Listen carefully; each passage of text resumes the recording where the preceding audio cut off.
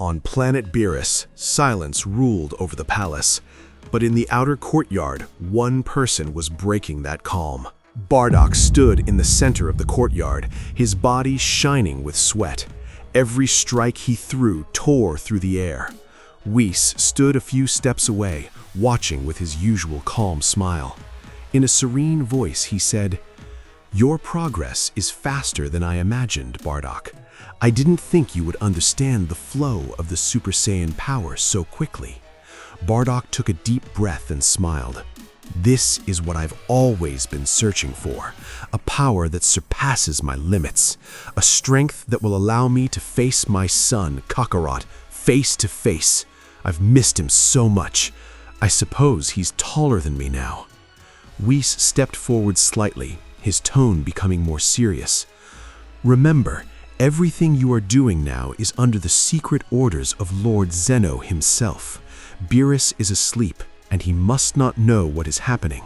This is a carefully prepared surprise, a reward for Goku after his victory in the Tournament of Power."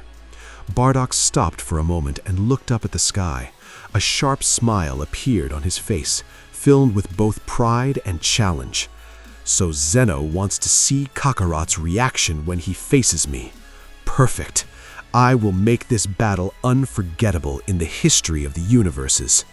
The ground trembled beneath his feet as his energy rose, his aura becoming a mix of red and blue. The courtyard burst into blue light as Bardock transformed into Super Saiyan Blue. He smiled with excitement and proudly declared, "Whis, I think I'm ready now. I'm no longer that weak Saiyan. I want to meet my son Kakarot immediately." But Whis, as always, remained calm. His smile slowly faded. "You are strong, that is true, but Kakarot's power today is not only Super Saiyan Blue. If you want to surpass him, you will have to reach Advanced Ultra Instinct. Only then will the battle be balanced." Bardock clenched his fists, his eyes shining with challenge. "Ultra Instinct? I've never heard of it. Then let's start right now." Whis gently raised his staff, and the air around them instantly changed. The courtyard seemed to freeze in time, as if the entire planet had paused to watch what would happen next. "Ultra Instinct," Whis explained calmly, "is not simply a transformation. It is a state of mind. Your body must move on its own, without thought, without hesitation. The moment you think about attacking or defending, you have already lost the flow." Bardock crossed his arms and smirked. "So you're saying I have to stop thinking? That sounds harder than fighting an entire army." Whis chuckled softly. "Exactly." Suddenly, Whis disappeared. Before Bardock could react, a gentle tap struck his shoulder from behind. Bardock spun around and threw a powerful punch, but Whis had already vanished again. Another tap landed on his back, then another on his arm. Bardock's eyes widened. "What the?" He began throwing rapid attacks, each one powerful enough to shatter mountains. The ground cracked under the pressure of his blows, but Whis effortlessly avoided every strike. His movements were smooth and graceful, like flowing water. "You see," Whis said calmly while dodging another punch, "your mind is too loud. You are predicting my movements, trying to force the battle." Bardock stopped, breathing heavily. "So what do I do?" Whis floated slightly above the ground and closed his eyes. "You must feel the battle, not think about it." For a moment, Bardock stood still. The wind moved gently through the courtyard. The sound of distant waves from Beerus's planet echoed softly. Bardock slowly closed his eyes. Memories rushed through his mind. Planet Vegeta, the destruction caused by Frieza, the moment he sent baby Kakarot to Earth, and the hope that one day his son would become stronger than all Saiyans. His fists tightened. This power, I'm not seeking it for pride anymore. I want to see my son with my own eyes and fight him with everything I have. Suddenly, his aura flickered. The blue energy around him began to change. Small flashes of silver light started appearing within the aura, moving like lightning around his body. Whis opened one eye and smiled slightly. "Ah, now you are beginning to understand." Suddenly, Whis rushed forward with incredible speed and threw a strike directly at Bardock's chest. But this time, Bardock's body moved on its own. He stepped aside without opening his eyes. Whis' attack missed. For the first time, Bardock dodged purely by instinct. The courtyard fell silent. Whis stopped moving and looked at Bardock with clear interest. "Impressive. Your body has taken its first step toward Ultra Instinct." Bardock slowly opened his eyes. The silver sparks around him faded, but a confident grin appeared on his face. "So that's it, huh?" He rolled his shoulders and laughed. "Kakarot, you've really gone far if you're using power like this." Whis tapped his staff on the ground, restoring the courtyard. This was only the beginning. If you continue training like this, you may reach a level even the gods will notice. Bardock looked up at the sky again, determination burning in his eyes. "Good, because when I finally meet my son, I don't want to greet him as a weak father." Far away, across the universe, on planet Earth, Goku suddenly paused during his training. He looked toward the sky with a puzzled expression. "Huh? Why do I feel a Saiyan energy that feels strangely familiar?" But before he could understand it, the feeling disappeared. Back on planet Beerus, Bardock stood ready once again. His journey to master Ultra Instinct had only just begun. Whis raised his staff, and the courtyard changed once again. "Release everything you have, and don't let your consciousness control your body." Bardock closed his eyes.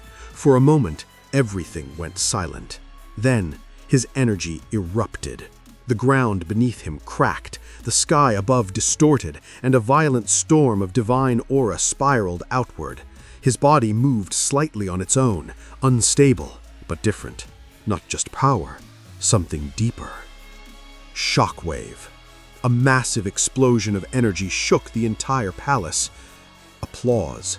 Not far away, inside the luxurious bedroom, Beerus woke up, falling out of his bed. His ears twitched violently as the shockwave reached him. His eyes snapped open, filled with irritation. "What is that noise? Who dares make such a racket on my planet?" Outside, Bardock's breathing grew heavy. His aura flickered between control and chaos, like something inside him was trying to break free. Suddenly, he felt it, a terrifying presence. His body instinctively froze. Moments later, the air itself trembled as the god of destruction appeared before him. The pressure alone made the ground sink beneath Bardock's feet. Bardock's heart pounded. This is Beerus. He wasn't ready. Not yet.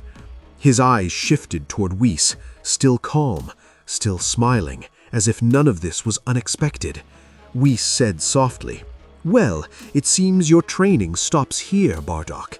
Beerus stepped forward, each step carrying silent destruction.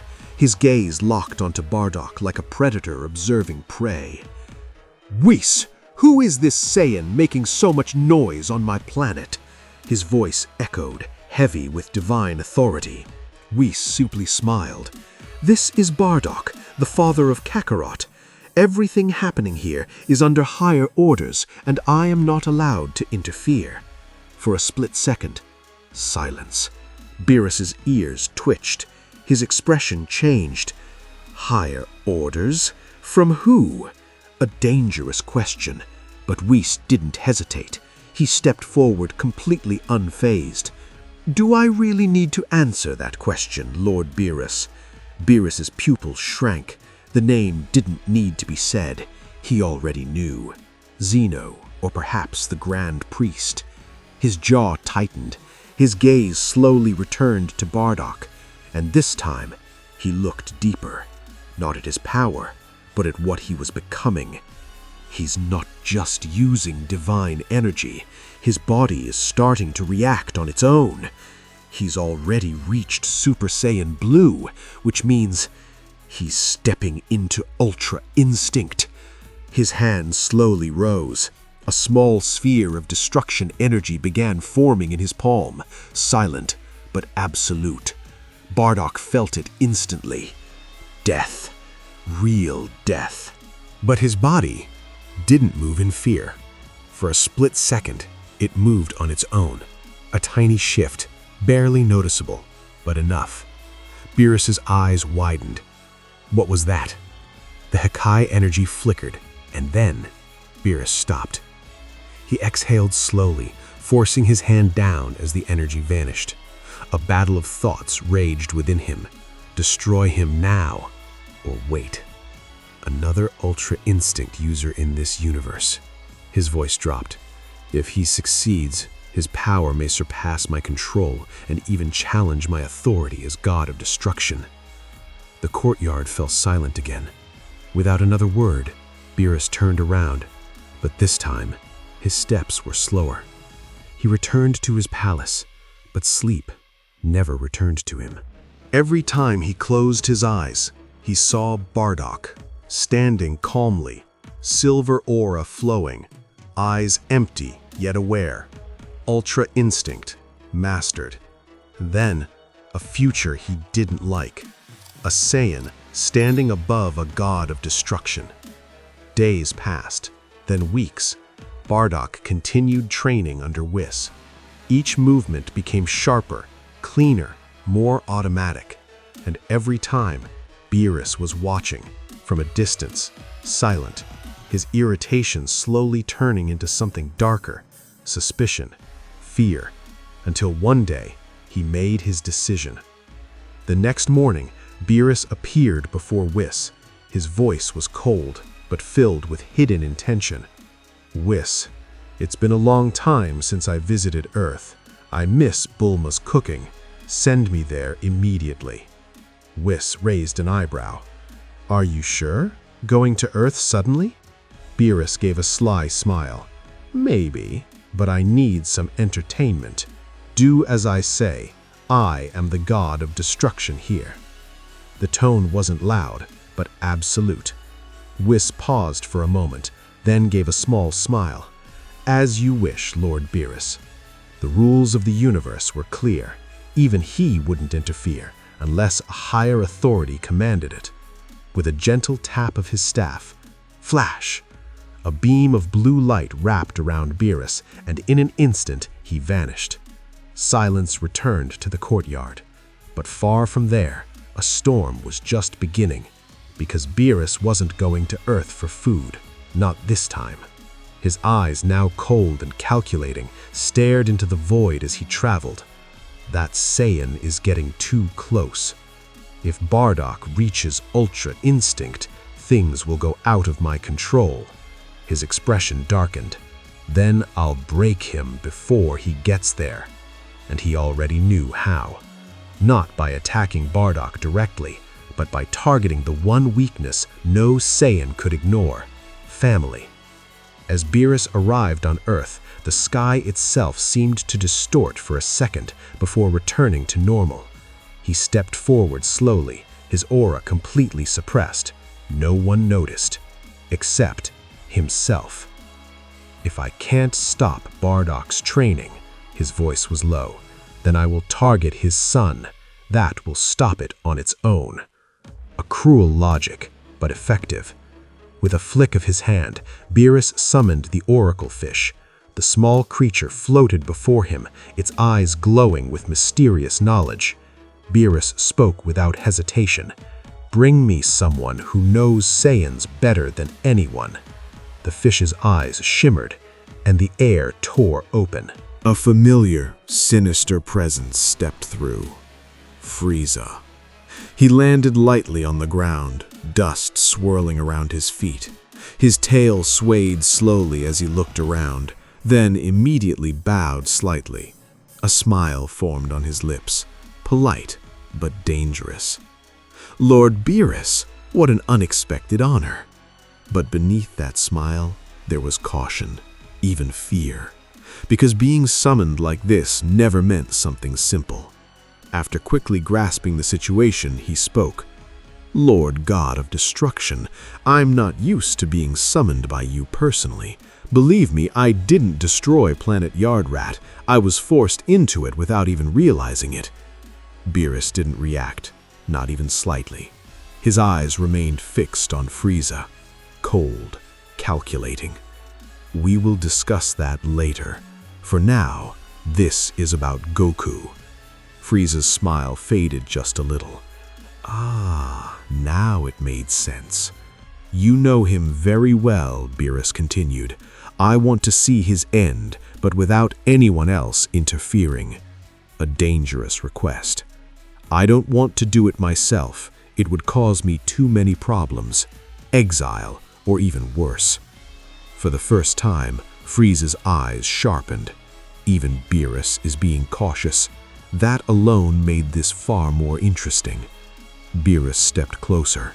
"You are the most intelligent and the most cunning when it comes to arranging things discreetly." A pause. Then, "Do this, and you will receive a reward worthy of your intelligence." Silence. For a moment, the wind itself seemed to stop. And then, a demonic smile slowly spread across Frieza's face. Excitement, cruelty, opportunity, all at once. "An interesting deal," he said softly. His eyes gleamed. "Tell me exactly what you want." Meanwhile, far away on planet Beerus, training continued, but something had changed. Bardock stood still, eyes closed, trying once again to empty his mind, to let go, to reach that state where the body moves on its own, ultra instinct. But it wasn't working. Every time he got close, something pulled him back. A feeling, a memory, a face. Goku. Suddenly his aura destabilized. Flicker. His eyes snapped open, breathing uneven. "I can't." His fists tightened. "I can't focus." Images flashed in his mind. Goku in danger. Goku alone. Goku fighting something he couldn't win. "If something happens to Goku now, while I'm here," his voice dropped, "I will never forgive myself." From a distance, Whis watched quietly, observing, understanding. Then he spoke, calm as ever. "Your fear is what prevents you from reaching the instinct." Bardock didn't respond. "You are holding on when you must let go." A small pause. "You must trust that your son can protect himself, or that you will arrive at the right moment." Silence. Heavy. But Bardock's expression didn't change. Instead, he stood up, slowly, his fists trembling, not from weakness, but from decision. "No." His voice was firm now. "I have to go." His aura began to rise again. "I can't let this continue." Meanwhile, on Earth, the sun was beginning to set. A calm evening. As Goku walked back toward his house after training, scratching the back of his head casually, he suddenly stopped, mid-step. His expression shifted. He felt it. A presence. Familiar. Cold. Behind him. Slowly, Goku turned around, and there he was. Frieza, in his golden form, standing calmly with that same mocking smile. The air around him shimmered slightly with controlled destruction. But something was different. He wasn't attacking. Not yet. Goku looked at him for a moment, then spoke calmly. "Frieza, why are you here?" A pause. "I don't feel any intention to fight from you." Frieza chuckled, low, amused. "Don't worry, Kakarot." He took a step forward. "I'm not here to cause trouble." His smile widened. "On the contrary, I came to share something magnificent with you." Goku stayed relaxed, listening. watching. Frieza raised his hand slightly. A faint, dark purple energy flickered around his fingers, unstable, destructive. Lord Beerus has granted me a special power. His voice dropped. The pure power of Hakai. The air around them distorted slightly. It's not just destruction energy, Frieza continued. It's a force that elevates the one who possesses it to a level beyond any Saiyan. A subtle challenge, wrapped in calm words. Goku raised his eyebrow in surprise, but showed no suspicion. A power from Beerus? Is that true? If it's as powerful as you say, it could help me improve even more. Goku's eyes lit up slightly, not with greed, but curiosity. Growth, that constant Saiyan instinct to get stronger. Frieza noticed it instantly and smiled.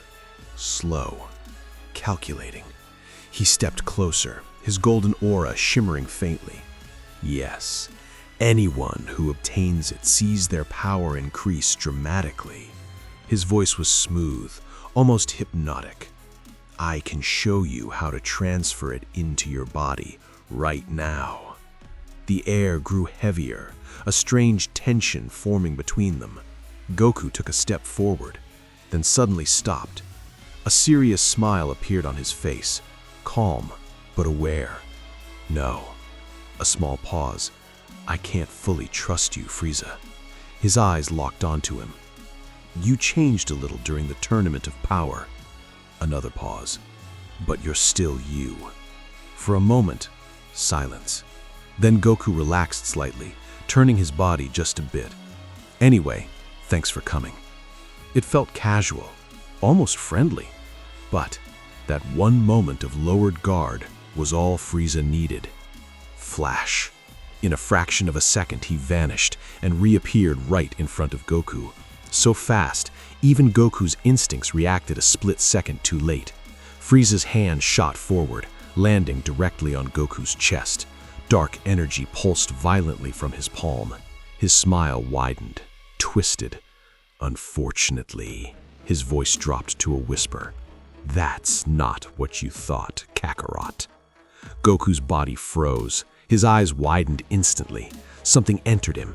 But it wasn't normal. Not Hakai, not power. Something far worse. A compressed mass of destruction energy. Unstable, silent, deadly. A bomb, infused with Beerus's own energy. For a split second, everything went quiet. Applause. Then, internal explosion. Pain erupted inside Goku's body, tearing through his energy, his cells, his very life force. His aura shattered instantly, like glass. His scream echoed briefly, then cut off. His body collapsed to the ground, lifeless, still. Dust rose around him, the strongest warrior of Universe 7, fallen, without a fight, without a chance.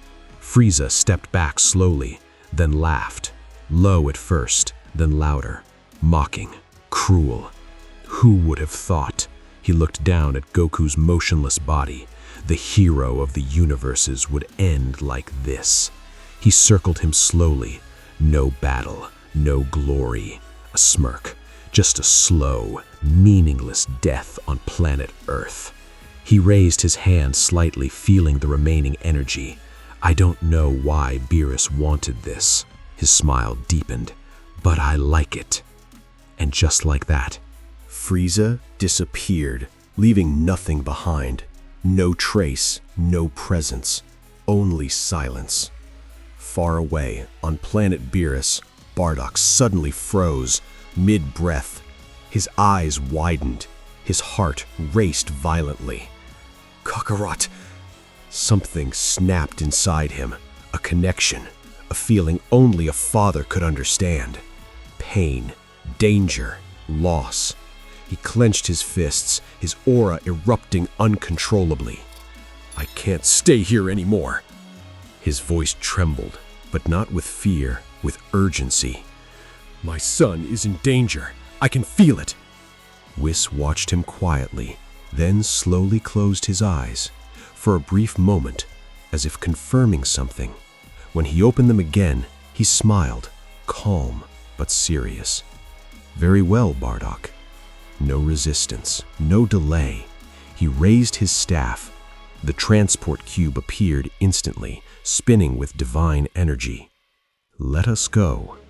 In the next instant, they vanished. Earth, near Goku's home. The wind was still, too still. Bardock and Whis appeared silently, but the moment Bardock's feet touched the ground, he saw him, Goku, lying there, unmoving, broken. For a second, Bardock couldn't move. His eyes trembled. His breath stopped. Then, "Kakarot!" He rushed forward instantly, dropping to his knees beside him. He lifted Goku's head into his hands, his grip shaking, his eyes burning with rage, and something deeper, pain. "Is it really you?" No response. Goku's body was cold, barely breathing, barely alive. Bardock's teeth clenched. His aura began to leak out, violent, unstable. "Who did this?" His voice dropped, dangerously low. Slowly, Goku's eyes flickered open, faint, barely conscious. His vision blurred, but he saw a face, familiar, so similar. "Who are you?" His voice was weak, broken. "You look so much like me." A pause. His breathing faltered. Then, with the last bit of strength he had, he whispered, "Beerus, Frieza." A painful breath. "Traitor." Then he closed his eyes, as if his last bit of strength had left him. A terrifying silence followed. The battlefield froze. Even the wind stopped moving, as if the universe itself was waiting for something impossible to happen. Dust slowly settled around Bardock's broken body. For a moment, it truly felt like the end. Frieza smirked, turning his back. "So this is how a Saiyan dies? How disappointing." Beerus remained silent, but his eyes stayed locked on Bardock. Something felt wrong. Then suddenly, a faint spark. A single pulse of energy flickered from Bardock's body, like a heartbeat. Stronger this time. The ground beneath him began to crack. Frieza stopped midair. What? Bardock's fingers twitched. A low, almost inaudible hum began to spread, like the sound of space itself vibrating. Then, Bardock's energy exploded. For the first time, Ultra Instinct awakened. Bardock slowly stood up. His movements were calm, perfect, beyond thought itself. His aura swirled like a divine hurricane, bending space around him. His voice echoed, "Frieza, Beerus, this time no one will escape my wrath." Far away, Frieza was already flying through space with Beerus when he suddenly shivered for the first time since the tournament. His smile disappeared. He looked back toward Earth, his pupils shrinking. He sensed a familiar power, but something about it felt wrong. What? Didn't I just kill Goku? Isn't that the power of advanced Ultra Instinct we saw during the tournament? Beerus didn't answer immediately. For the first time, a drop of sweat rolled down his face. Yes, that is Ultra Instinct. He paused, then spoke in a lower tone. But it is not Goku's. His gaze sharpened toward Earth. That power belongs to Bardock. The words echoed like a death sentence. Back on Earth, the ground beneath Bardock no longer responded to gravity. Stones floated upward. The air itself split apart as his aura expanded endlessly. "Is that impossible energy? Kakarot's?" His fists clenched. "No, this feels different, deeper, more savage." A rare hint of unease crossed his face. No Saiyan can reach such a level except him, but he couldn't recover that power after the tournament. So how? Far away, Piccolo, meditating on a silent mountain, suddenly opened his eyes. The sky above him had turned silver. The wind screamed. Damn, the earth is shaking. Vegeta, who had been training, slowly lifted his head, his face frozen in shock. This impossible energy, is it Kakarot's? No Saiyan should be able to reach a level like this, except him. But he hasn't been able to tap into that power since the tournament. So how is this happening? Inside Zeno's palace, the celestial vision orbs trembled. Zeno jumped up from his throne, his eyes sparkling like stars. Look, look, there's a huge silver light. It's him, it's Bardock. He actually mastered it. But why is he on Earth? We haven't given him permission to go there yet. As for the Grand Priest, he looked like he was on the verge of exploding. He held himself back for a moment, his face flushed with anger, then spoke in a voice as deep as the cosmos itself. He has defied orders.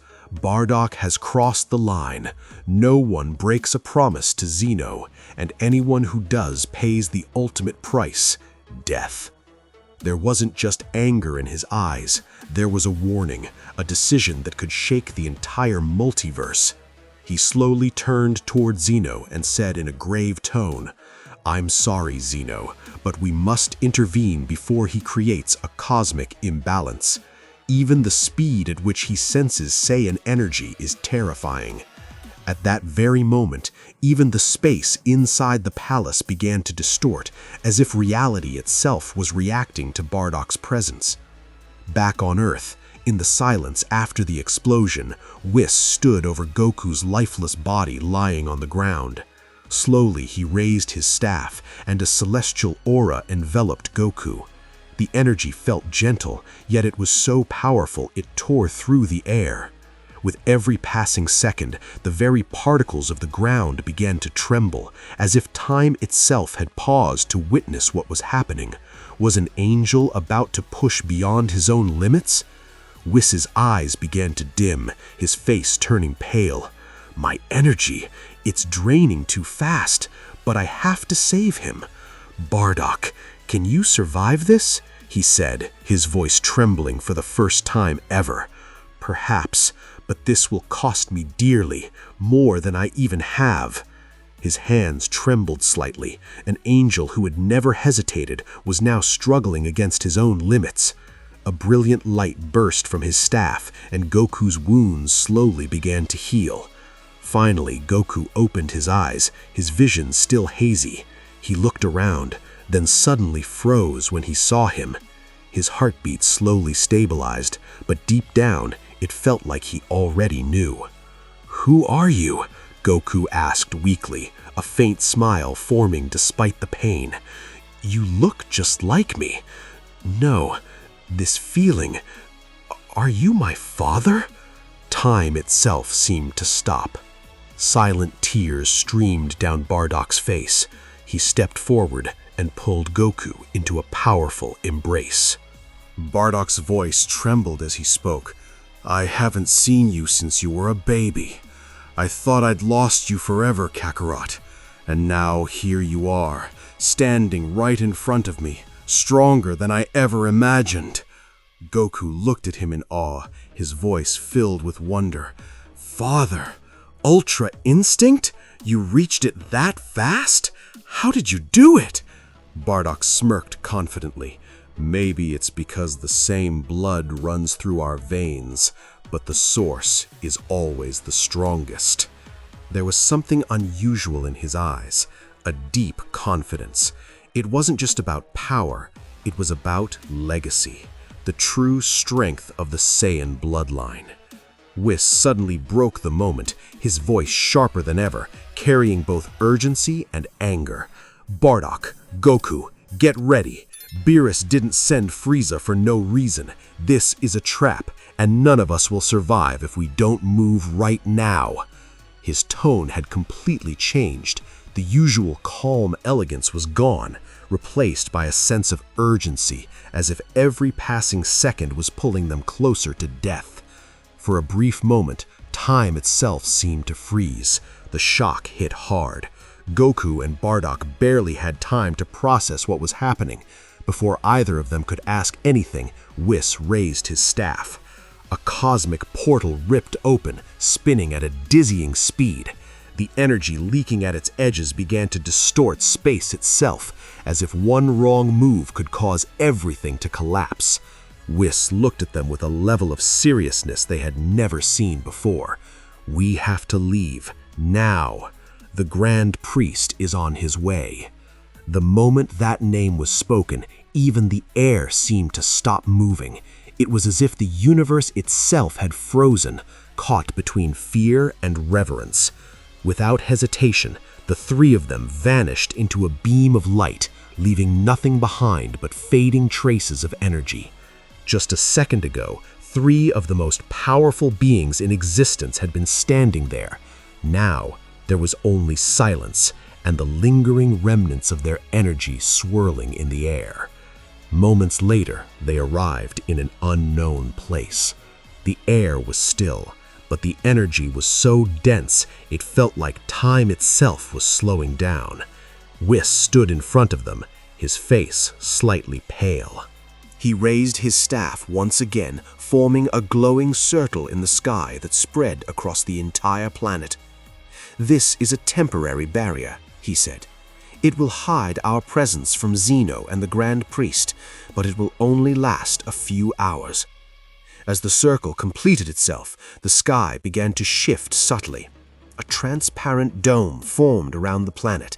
From the outside, nothing looked different, but inside, reality itself felt altered.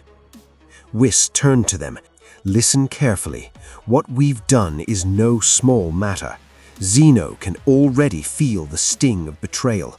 The Grand Priest won't hesitate to gather all the gods of destruction to punish us, and they may even erase the two of you from existence." With every word, the tension in the air thickened, like a countdown ticking closer and closer to zero. Bardock lowered his head, caught between guilt and fear. "But I didn't do this to disobey anyone. I only wanted to save my son. Should a father be punished for protecting his own flesh and blood?" His fists clenched slowly, his eyes reflecting guilt, but also something far stronger. Whis stepped closer and placed a hand on his shoulder. "Bardock, intentions don't matter, only actions and their consequences." He let out a deep sigh before continuing in a low voice. "The Grand Priest will likely try to negotiate my return to the palace, but I won't abandon you, not after what Beerus has done." His eyes hardened. "I'm never going back to that palace. He betrayed me, just as he betrayed you. I don't ever want to see his face again." Those words carried weight. This wasn't just defiance, it was a declaration.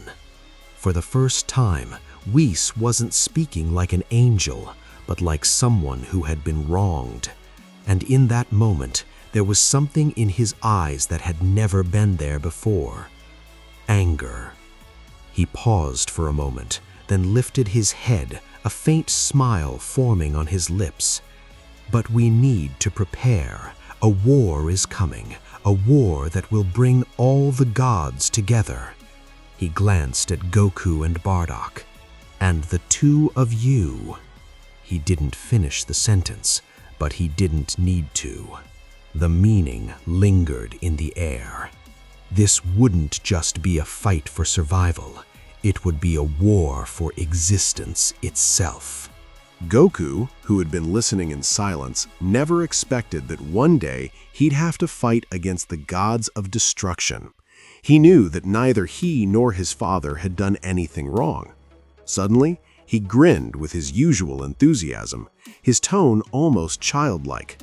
"But before this war breaks out, Whis, do you really think my dad and I are capable of taking on all the gods of destruction?"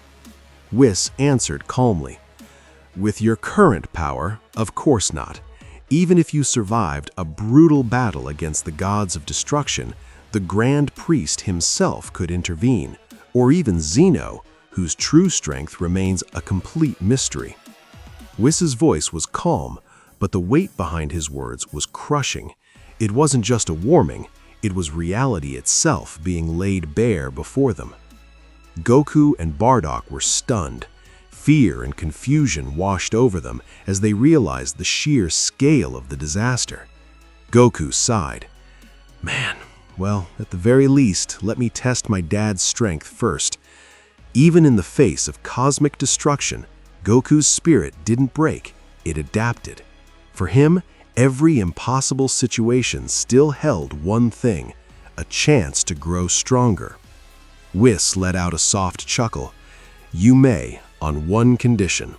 After sunrise, I will take you both on and show you what it truly means to fight an attendant to the gods. There was a quiet confidence in his tone, not arrogance, but absolute certainty, as if he already knew the outcome of that battle before it even began. Goku raised a surprised eyebrow. Wait, you want to fight us? You're kidding, right? For a moment, even Goku, who lived for battle, felt the difference in level. This wasn't just another opponent, this was something else entirely. But Bardock replied with total seriousness. Believe me, son, Whis' power is no joke. He is a being beyond imagination. A mere fraction of his consciousness could stop your heart. His words weren't exaggerated, they were experience speaking. Bardock had already glimpsed that gap, the terrifying distance between mortals and beings like Whis. Goku's expression turned grave. His excitement began to build, and his aura started to vibrate. He tried to summon the white glow of Ultra Instinct, but he failed. His breathing quickened, and his eyes wavered. For the first time in a while, doubt crept in. Not fear of losing, but fear of not reaching that state again. Bardock gently reached out, placed his palm on Goku's shoulder, and said in a deep voice, "Calm down, Kakarot. Don't try to control it. Let it flow. Don't think, just feel." His voice was steady, grounded, not as a warrior, but as a father guiding his son through something even he had struggled to master. Goku closed his eyes, and in a split second, the ground ignited with a soft silver light. Their hair began to flutter, and the wind swirled around them as if it were chanting their names. Father and son stood face to face, the Ultra Instinct vibrating between silence and a total explosion of power. The space around them began to bend, small cracks forming in the air itself, like reality couldn't fully contain what was about to happen. Goku, with a slight smirk, "I won't be holding anything back, father." His voice carried excitement, but beneath it, there was respect. This wasn't just a fight, it was a connection, a bond forged through battle. Bardock replied with steady confidence, "So, this is your true power." His eyes locked onto Goku, analyzing, understanding, and accepting the challenge. A slight impact followed, and then a titanic explosion tore through the sky. The light flooded the entire area, and even the stars trembled under the raw Saiyan energy. Meanwhile, back at Zeno's palace, a terrified Beerus stood before the Grand Priest, his voice calm but treacherous. The very walls of the palace shimmered faintly, reacting to the disturbance echoing across universes. "My lord, Bardock hasn't just disobeyed you. He has taken Whis with him and defied your orders. Worse yet, Kakarot is part of this betrayal. They are now a threat to the cosmic balance." Each word Beerus spoke was carefully chosen, not out of loyalty, but strategy. He wasn't just reporting, he was guiding the outcome. Zeno stared at him, his face troubled, and spoke in a voice that was innocent yet chilling. "Goku, my friend, he betrayed me?" For a brief moment, the entire cosmos seemed to pause, because when Zeno felt something, reality itself responded. Beerus hid a venomous smirk. "I'm afraid so, Lord Zeno. It may be time to punish them both." There it was, the truth behind his calm demeanor. Not fear, not concern, but intent. The Grand Priest closed his eyes and spoke with a heavy tone. "Then let all the gods of destruction be summoned. The time for judgment has arrived." And with those words, a silent command rippled across every universe. One by one, the gods would feel it, a call that could not be ignored, a judgment that could not be escaped. In the unknown world, Whis felt a strange shiver, as if time itself were warning him. He knew that what they had achieved wouldn't be enough to win against the Grand Priest and his followers. Then, a wild idea struck him, a plan that no one would ever expect from Whis. For the first time, his mind moved not as an angel bound by rules, but as someone willing to break them completely. He put a stop to the sparring match between Goku and Bardock. While they were catching their breath, Whis concentrated all of his energy into his magical staff and suddenly struck Bardock violently across the head. The impact wasn't just physical, it carried something deeper, something precise. Not rage, not betrayal, but intent hidden beneath action. Bardock collapsed, motionless. He had no heartbeat. He appeared to be dead. The silence that followed was deafening, like the world itself refused to accept what had just happened. Without a single word, Whis took flight, leaving the planet and crossing the barrier, leaving Goku behind, stunned and devastated. The moment Bardock hit the ground, the air began to vibrate unnaturally. Something inside Goku was beginning to break. Goku knelt beside him, his hands shaking as he tried to wake him. "Father, answer me! Father!" Bardock didn't move. His eyes remained open, frozen in a deathly silence, as if time itself had stopped around them. The stillness around his body felt unnatural, like even life itself had stepped back, refusing to interfere with what had just occurred. Goku looked toward the sky, the veins in his neck bulging, his chest heaved with pure rage. "Whis, why did you do this? Why?" The echo of his scream resonated across the entire planet. The light surrounding him shifted. The silver aura of Ultra Instinct transformed into a translucent white flame, so pure that the earth scorched beneath his feet. The gods of destruction and their attendants remained frozen, stunned. A shiver of fear crept into their hearts. They realized this energy wasn't just a passing fit of rage, but a threat capable of annihilating every existence. What will the war look like now that Goku has attained the purest form of Ultra Instinct? Goku stood in the eye of the storm with a face no one had ever seen before. He had a chilling expression, eyes without pupils, and a laugh that could make even the void shiver. His body glowed with an unquenchable white fire, and luminous golden symbols appeared all over his skin. Each symbol pulsed like a heartbeat, not human, not Saiyan, but something entirely new, something that didn't belong to any known form of existence. A distant voice cried out, "Goku, stop! If you don't calm down, the entire planet is going to collapse." But there was no response, not even a flicker, not even a trace of the man he once was. Goku's gaze was empty, as if every shred of his humanity had vanished. In an instant, he slowly raised his hand. The magical barrier Whis had placed to protect the planet shattered. The sky cracked, and the planet itself split in two in the middle of space. The fracture wasn't sudden. It spread like a scar tearing across reality. The voice of Whis echoed from another dimension. "No, Goku, stop!" His voice carried urgency, but also something deeper. Fear, not for himself, but for everything. But it was too late. The colossal energy obliterated everything around them. In a flash, Whis appeared amidst the chaos. Extending his glowing staff, he enveloped Bardock, who was still lying on the ground, in an aura of energy and transported him inside a flying magical cube that tore through the storm at an unimaginable speed. The cube sliced through collapsing space, dodging fragments of a dying world, moving faster than light, faster than thought, escaping a disaster that had already begun rewriting reality itself. Inside, Bardock lay gasping for air, his breath ragged.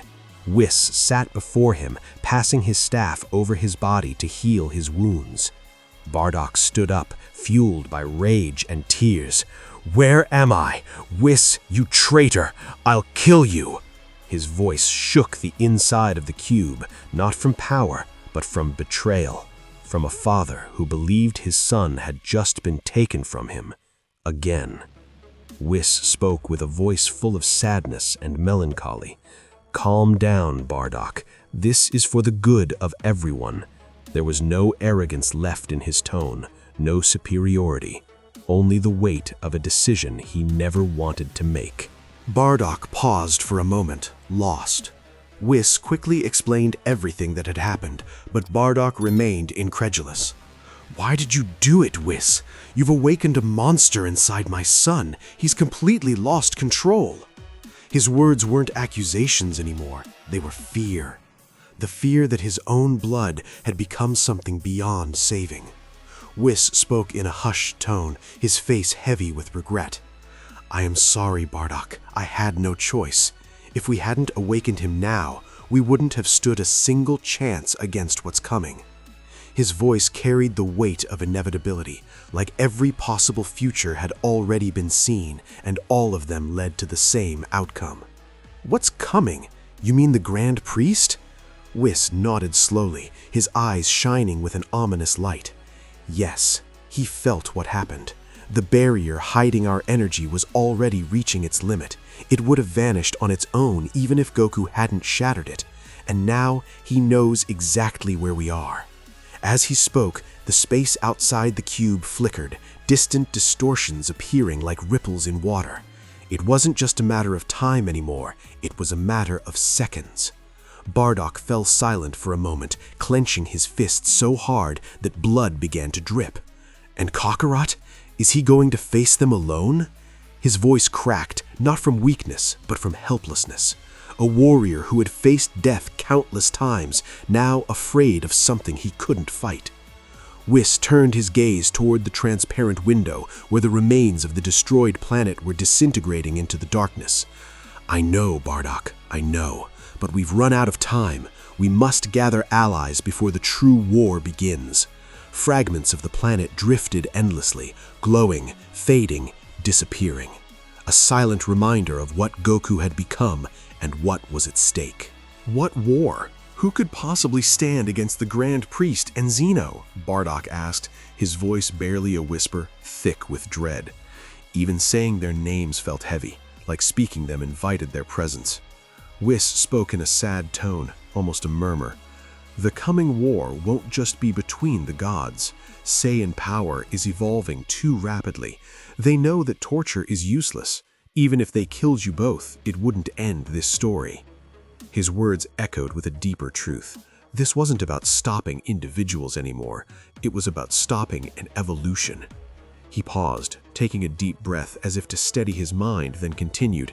"Have you ever heard of the Saiyan founder, Bardock?" The atmosphere inside the cube shifted instantly, heavier, colder, as if even the concept carried danger. "The founder?" Bardock asked ironically. "I've never heard of him. Does a Saiyan founder actually exist? Those are just legends." But even as he said it, there was doubt, because deep down, every Saiyan had heard whispers, stories that never fully made sense. Whis gave him a piercing look. "No one has ever seen him, but all of my siblings were afraid to even speak his name." It's possible that the power released by Goku broke the chains imposed by the laws since the creation of the universes, and that might disturb him, might wake him from his sleep. That's all I know. I don't know what he looks like, nor his power, or anything else. No one does. Deep within the celestial palace, where only beings who had ruled worlds were allowed to walk, the great hall shimmered with a crystalline blue light, and the air vibrated like a melody of terror. The Grand Priest stood at the center, at the head of the assembly. His voice, calm as death, cut through the silence. They have crossed the line. Goku and his father, Bardock, accompanied by Whis. The laws of the universes are no longer being respected. What do you propose?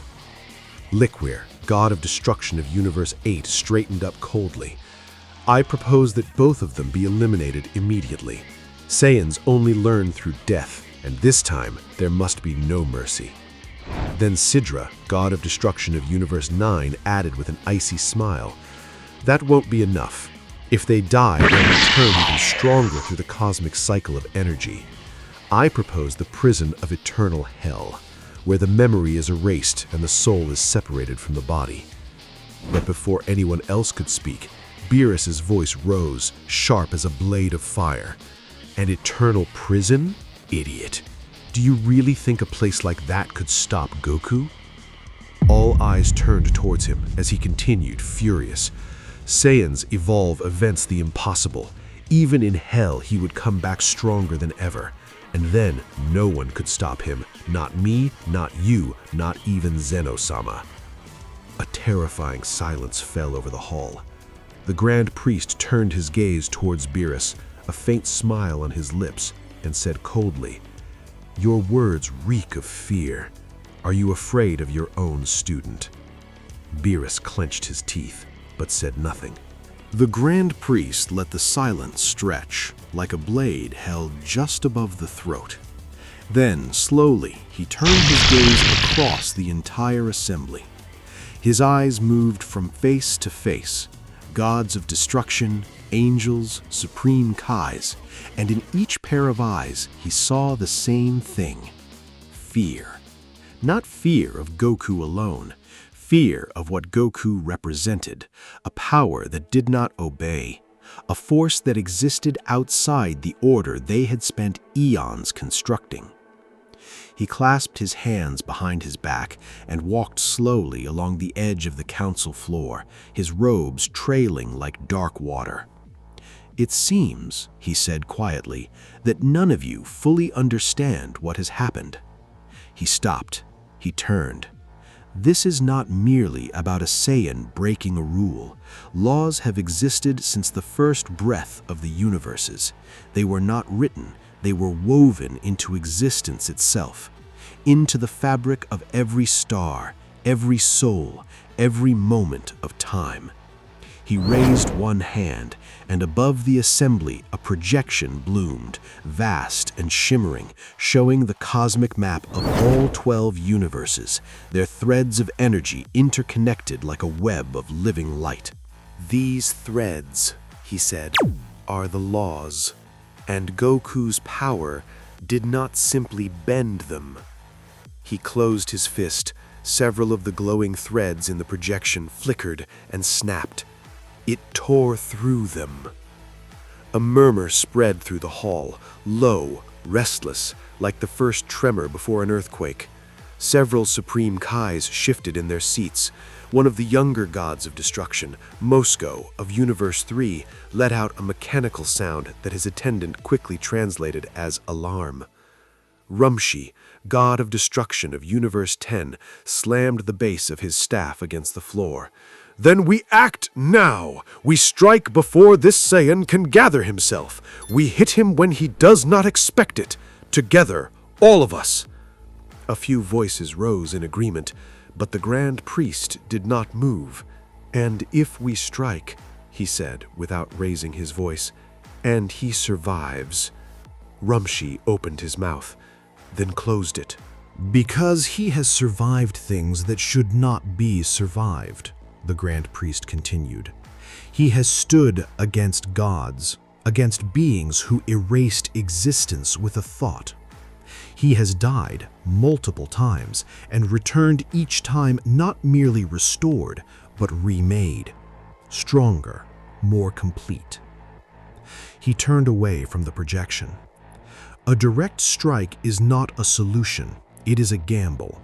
And the price of losing that gamble is not the destruction of a single universe." He let that land. "It is the collapse of the order that holds all 12 together." The murmuring died completely. Even Rumshi did not speak again. For a long moment, no one moved. The crystalline light of the great hall pulsed slowly, blue, then deep violet, then blue again, as though the palace itself was breathing. It was Champa, god of destruction of Universe 6, who finally broke the silence, though his usual booming arrogance was gone, replaced by something quieter. Then what? We just wait? We let him grow even more powerful while we sit here debating? We find a solution that does not require us to face him directly, replied the Grand Priest. There is no such solution, Liquor said flatly. There is always a solution, the Grand Priest said. The question is only the cost. That the soft voice came. Then a soft voice rose from the back rows. It was Vados. I have an idea. Everyone turned toward her. Even the other angels looked at her with suspicion. The Grand Priest gestured with his hand. Step forward, Vados. Tell us what you propose. She smiled faintly and said, We will not kill him, nor will we send him to hell. We will send him to the eternal dark castle. The silence that followed her words was heavier than thunder. Everyone trembled. Some stepped back. Others tried to flee the hall in terror. Even Zeno from his palace watched in silence. The eternal dark castle, a forbidden place since the birth of universes, a prison beyond reality, where there is no time and no light, only absolute nothingness. A darkness that devours everything. No one who has entered it has ever been seen again. It is said that entities exist there, neither creatures, nor monsters, nor demons. Something that drives anyone who enters to desire only one thing: death.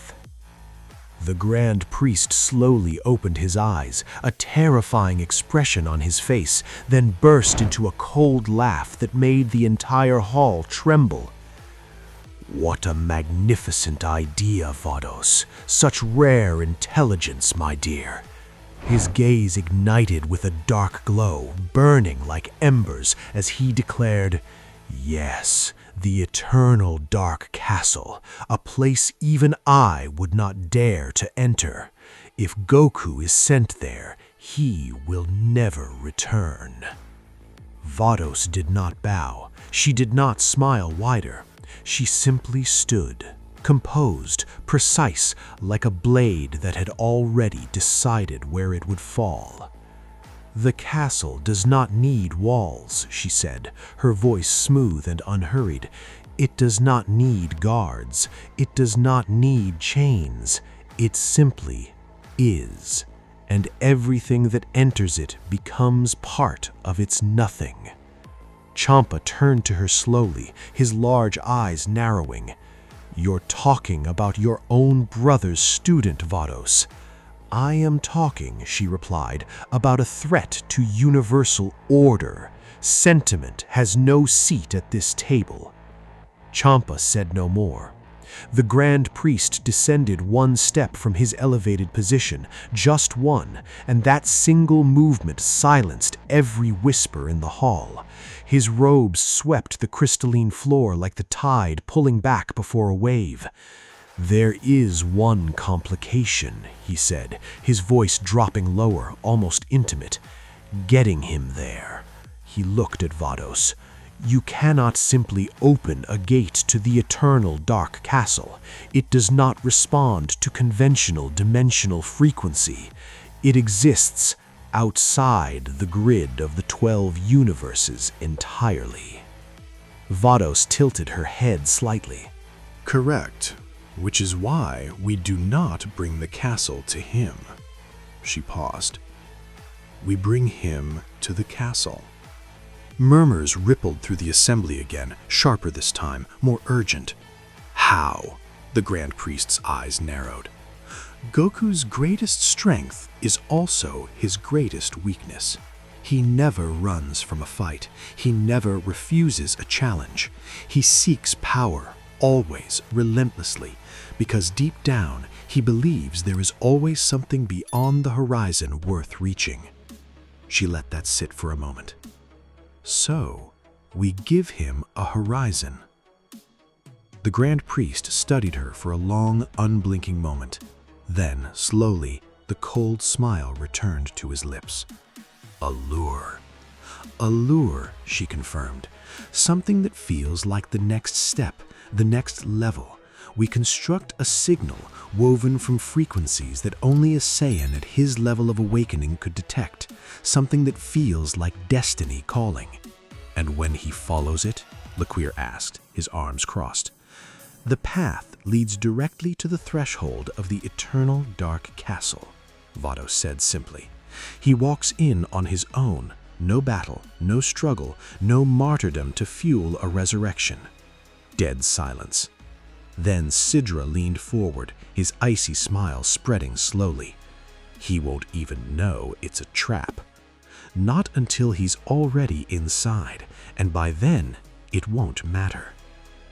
The Grand Priest turned away from her and faced the full assembly. He clasped both hands behind his back and stood completely still, like a statue carved from the moment before catastrophe. "And Bardock?" asked the Grand Priest without turning around. "Bardock is dangerous," Vados acknowledged, "but without Goku, he is a fire without oxygen. He will burn brightly, violently, and then he will go out." And Whis. A flicker of something, not quite emotion, not quite discomfort, crossed Vados's face, just for a fraction of a second. "Whis," she said carefully, "will be managed separately."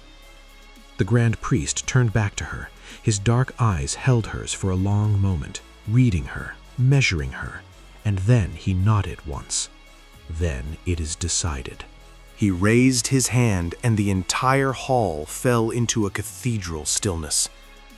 "We do not destroy Goku. We do not imprison him. We do not give him a battle to transcend or a death to rise from." His voice carried through every corner of the great hall, clean and final as a judge's verdict. "We erase him from the equation entirely, quietly, completely, without a single drop of blood to mark his passing." Several gods of destruction exchanged glances. Even Beerus, who had been grinding his jaw in silent fury, went still. The Grand Priest's gaze swept across all of them, angels, destroyers, Kais, and in his expression was something none of them had ever seen from him before. Not anger, not calculation, satisfaction. Let the preparations begin. Beerus muttered to himself in a barely audible voice, "This is madness. They're going to drag us all to our end." But the Grand Priest didn't care. He raised his hand, and a powerful voice echoed across all 12 universes. "From this moment on, I declare the beginning of war. The objective, eliminate Goku and Bardock before the primal instinct becomes a force that threatens the throne itself." The hall erupted in a roar of fervor as the angels and gods of destruction prepared for battle.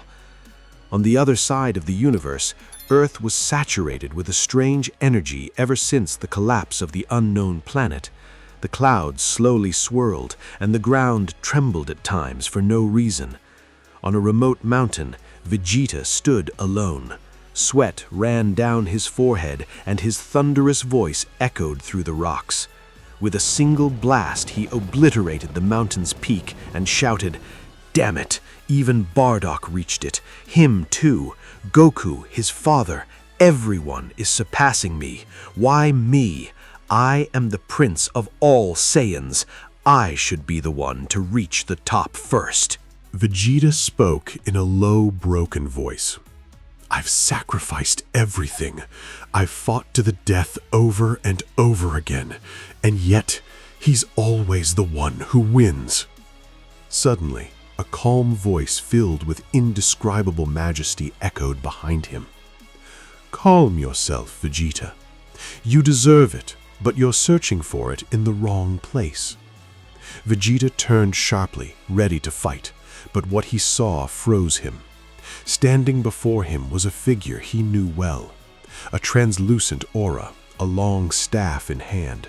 Vegeta whispered, "Whis and Bardock, I can't believe it. You're alive. So, it's true." But Bardock remained silent, his mind troubled by memories of his son. Whis stepped forward calmly, a faint smile on his lips. "It's your turn now, Prince of the Saiyans." Vegeta frowned and said with restrained anger, "Did you come to mock me, to tell me again that I'm not worthy like Goku?" Whis slowly shook his head. "It's quite the opposite. You are the closest of them all, but you seek instinct through force, not through peace. Instinct is not anger, it is serenity at the heart of chaos. And because you are a prince, your pride prevents you from reaching the calm you need." Vegeta's jaw tightened. His fists shook, not from weakness, but from the effort of holding back something that had been building for years, decades, a lifetime of second place. "Serenity," he repeated, and the word came out like something foreign, like a language he had never been taught. "I stand here on a mountain I just destroyed with my bare hands, and you tell me the answer is calm?" Whis did not flinch. He simply watched Vegeta the way a river watches a stone, patient, inevitable. "I tell you," Whis said, "that every time you have come close, truly close, it was not in your moments of rage. It was in the moments when you stopped fighting for yourself." Vegeta's eyes flickered. "When you stood against Majin Buu to protect your family. When you faced Frieza on Earth, not for glory, but for your people." Whis tilted his head slightly. "In those moments, Vegeta, your power was not driven by pride. It was driven by something deeper, something you refuse to name." A long silence. The wind moved across the shattered mountaintop, carrying dust and debris over the edge. Bardock stood slightly apart from them both, still like a statue carved from old war, his eyes distant, fixed on something none of them could see. Vegeta looked at him. "Bardock," his voice came out quieter than he intended. "You reached it, the primal instinct. How?" Bardock didn't answer immediately. The wind moved through his hair. Then, without turning his head, he said, "I stopped trying to become something and started remembering what I already was." Vegeta stared at him. "That tells me nothing." "I know," Bardock said. "It'll make sense later." Vegeta turned away from both of them, his back straight, his shoulders rigid, the posture of a man who had never once allowed himself to be seen breaking. "I don't have time for riddles. If the Grand Priest has declared war, if they're coming for Goku, for Bardock, for all of us, then I need power, real power, not philosophy." "They are the same thing," Whis said quietly. Vegeta spun around. "Stop talking in circles." "They are the same thing," Whis repeated, firmer now, and something in his tone cut clean through Vegeta's fury like a blade through smoke. "Power without understanding is a fire that burns the one who holds it. You have been burning yourself for years, Vegeta. I have watched it. Beerus has watched it. Even Goku, in his own oblivious way, has watched it." Vegeta's teeth pressed together so hard his jaw ached. "You want to surpass him?" Whis continued. "Then stop chasing his shadow. You were never meant to walk his path. You have your own, and it goes further than his, but you will never find it while you're looking sideways." The words landed somewhere deep. Vegeta didn't show it. He never showed anything, but something behind his eyes shifted, just slightly, just enough. A beat passed, then another. Slowly, the tension in his shoulders dropped, not from surrender, but from decision. He added more firmly, "This is not a request, it is an order. If you wish to save your lineage, act now. Your bloodline is on the verge of disappearing." Vegeta stood frozen, unable to believe what he had just heard. He stepped back, eyes wide. Calm? Peace? How can I stay calm while the world is burning? Whis replied gently, "That is precisely why I am here. You will learn to fight without hatred, to strike without the intent to kill, to become the blade that cuts without the desire to attack." Vegeta remained silent for a few seconds, then lifted his head. His eyes burned with a determination no one had seen in a long time. "Then teach me. No matter the cost, I will never again let Goku or any Saiyan surpass me." Whis studied him for a long moment, reading not his words but the space behind them, the exhaustion beneath the fire, the love disguised as pride, the fear dressed up as fury. Then he nodded, once, slow and certain. "Good," he said simply. "We begin now."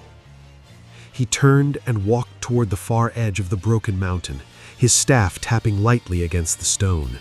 Vegeta watched him, then looked once more at Bardock. Bardock finally met his eyes. There was no warmth there. Bardock was not that kind of man, but there was something, recognition maybe, the look of someone who had stood in exactly that spot before. "Don't waste it," Bardock said. Vegeta held his gaze for one more second, then he followed Whis. Below them, the earth trembled again, that same strange, sourceless tremor that had been rippling across the planet ever since the unknown world collapsed. The clouds overhead churned slowly, heavy and dark, as if the sky itself was holding its breath. Something was coming. Everyone could feel it, even those who didn't know what it was. Whis then turned toward Bardock, whose face reflected deep anger and a thirst for vengeance. "I have something for you as well, Bardock, during Vegeta's training." Meanwhile, in the Celestial Palace, the Grand Priest was still debating Vados's terrifying plan. A heavy silence filled the hall, as if time itself had stopped. Suddenly, a black shadow appeared at the center of the room. It moved slowly, without sound, without a face, a presence between existence and nothingness. No one sensed its arrival. No one noticed it. But it was there, listening to every word like a specter waiting for chaos to erupt. It had no shape, not exactly. It shifted at the edges, like smoke that couldn't decide what it wanted to be. The crystalline blue light of the great hall passed through it, and where it did, the light came out wrong, dimmer, colder, as if something had been removed from it. None of the gods of destruction felt it, none of the Supreme Kais, not even the angels whose senses stretched across dimensional frequencies most beings couldn't perceive, registered even a flicker of its presence. It simply stood there, in the center of everything, invisible and absolute, listening. The Grand Priest continued speaking, laying out the details of Vados's plan, the lure, the threshold, the silence of it all. And with every word, the shadow grew, not in size, but in density, as if it were feeding, as if it were very, very interested. Only one being in the hall came close to noticing. For just a fraction of a second, Vados's eyes moved, not toward the shadow directly, but near it, adjacent to it, the way you sometimes sense something in your peripheral vision that vanishes the moment you turn. She said nothing. Her expression didn't change, but her grip on her staff tightened by the width of a single breath. The shadow pulsed once, slow and deep, like a heartbeat from the bottom of the ocean, and then was still again, waiting. Beerus, with a sarcastic smile, broke the silence. "So, this is how we're going to get rid of them both. A well-crafted plan. And Whis, he's betrayed us as well. He no longer deserves to remain an attendant."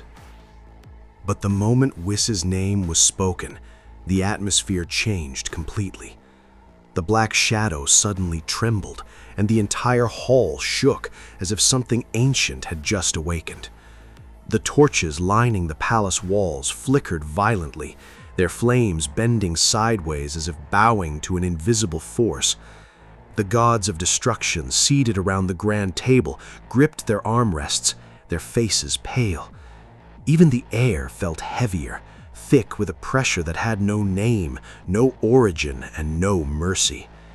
In an instant, Beerus felt a presence behind him, so terrifying that his skin bristled. It was a familiar energy, yet more intense than anything he had ever felt. Pure, cold, and filled with rage. He didn't even have time to turn around. A black hand grabbed his ears and lifted him into the air like a kitten caught by a starving tiger. A muffled cry escaped Beerus as the faces of the gods of destruction froze in absolute shock. The unknown figure's voice thundered through the hall, filled with anger and hatred. "I'm going to kill you, you filthy cat. No, I'm going to kill all of you, one by one. Where is Frieza? Where is that insect?" The entire hall trembled under the force of his voice, and even space itself seemed to crack. The walls of the palace groaned. Several of the weaker gods of destruction collapsed to their knees, unable to withstand the sheer weight of the key pressing down on them. One of the marble pillars at the far end of the hall split straight down the middle with a deafening crack, chunks of stone crashing to the floor. The Grand Priest alone remained seated, utterly still, watching everything with unreadable eyes. Beerus, dangling helplessly in the iron grip, felt something he had not felt in thousands of years. Genuine fear. His claws scraped at the black hand holding him, but it was useless. The figure's power was overwhelming, suffocating like being held underwater by something that had never known exhaustion. Who is this? Beerus thought desperately, his golden eyes scanning what little he could see of the figure. This energy, it isn't from anyone I've fought before, and yet it feels like it belongs to someone who has every reason to hate me. The figure tightened his grip. "You destroyed everything," the voice hissed, low and venomous now, far more dangerous than the roar that had preceded it. "You took what could never be given back, and you sit here in this palace making plans like a god who has never been made to answer for anything." Beerus gathered all his energy into his core and roared in fury. A violet explosion lit up the palace, and a shockwave blasted everyone backward. The figure was hurled through 3 walls in succession, stone and debris erupting outward with each impact. The gods of destruction scrambled for cover. 2 of them were flung off their feet entirely, crashing into the far corners of the hall. The Grand Priest's robes whipped wildly in the blast, but he did not move from his chair, not even an inch. Beerus dropped to the floor, landing on all 4s, gasping. His ears throbbed. His pride throbbed worse. He straightened slowly, smoothing his robes with trembling hands, his eyes blazing as he stared at the cloud of dust and rubble where the figure had been sent crashing through. For a long, breathless moment, silence. Then the dust shifted. A low sound came from within it, not a groan of pain, but something almost like a dark laugh. Beerus tensed. But as the dust settled, the unknown figure had vanished without a trace. No footsteps, no energy signature, no trail, as if the darkness itself had simply swallowed him whole and retreated back into whatever corner of the universe it had come from. The hall was devastated. Cracked floors, shattered pillars, overturned furniture. Several gods of destruction were slowly picking themselves up, their expressions a mixture of terror and disbelief. None of them spoke. None of them dared. The priest remained still, his face expressionless, but his eyes shone with a strange tension. It seems he is one of Whis' allies. So, he has begun to gather his forces. Then he formed a cold smile. Perfect. That means the war is approaching. At that same moment on Earth, a beam of light suddenly shot across the sky and entered Bardock's lifeless body. His body trembled violently from the shock. He suddenly opened his eyes and shouted in a hoarse voice, "I saw them! I saw them all!" He was on his knees in the middle of a vast empty field, the grass scorched black in a wide circle around him from the force of his return. His hands pressed into the earth, his chest heaving, his mind flooded with images, faces, voices, the grand hall, the grand priest's cold smile, Beerus dangling in his own grip like something insignificant. He stayed there for a moment, breathing hard, letting the flood of visions settle. Then he heard the voice behind him, calm, precise, and thoroughly unimpressed. "Whis, I told you not to touch anyone. The power of invisibility disappears the moment you touch a living being." Bardock stood slowly. His legs were steady. His hands had stopped shaking, but when he turned to face Whis, something in his expression made even the angel pause. Not fear, not regret, but a deep and quiet storm behind his eyes. Bardock stepped forward slowly, his face calm, but his eyes filled with turmoil. "I couldn't stop myself, Whis. Beerus was talking about you, about me, about Goku. If you had heard the hatred in his voice, you would understand my anger." Whis studied him for a moment, that particular measured look he gave to things he found simultaneously fascinating and inconvenient. "You've ruined everything. Now they know we were watching them. They'll be on guard." Then suddenly Whis placed a hand on his shoulder and said in a surprisingly calm voice, "No matter. We've heard enough. The Grand Priest has made his decision for your fate. Death or eternal imprisonment in the Dark Castle." Time itself seemed to stop. The air around them changed. Bardock slowly rose, his fists trembling. "What's happening?" The messenger who had delivered those words, a tall, armored figure with hollow eyes, said nothing more. He simply stepped back into the shadows, as if his purpose was complete, as if the sentence itself was the cruelest weapon and it had already been thrown. Whis stood a few feet away, his staff held loosely at his side, his expression unreadable. But even he did not speak immediately. Even he who had lived through the rise and fall of countless civilizations gave this moment a rare and respectful silence. Bardock's jaw tightened. His trembling fists slowly closed until his knuckles turned white. The ground beneath his boots began to crack, tiny fractures radiating outward from where he stood, as if the earth itself could feel what was building inside him. "Dark Castle." He repeated the words slowly, like he was tasting poison. "They think they can cage me. They think they can erase me, like they erased my planet, like they erased my people." His ki began rising, not in an explosion, not dramatically, but steadily, quietly, the way a fire grows when it has all the oxygen in the world and nowhere to go but up. "I died once," he said, his voice dropping to something barely above a whisper. "I screamed into the void, and no one heard me. I watched Frieza's light swallow everything I had ever fought for." He lifted his head, and his eyes burned with something that had no name in any language. "I will not be caged. I will not disappear again." His final cry echoed through the sky like a roar from the depths of hell. A wave that erupted from him split the clouds above and sent cracks tearing across the ground for miles in every direction. Birds miles away took flight all at once. The trees at the edge of the field bent backward as if bowing under the force of pure, undiluted Saiyan rage.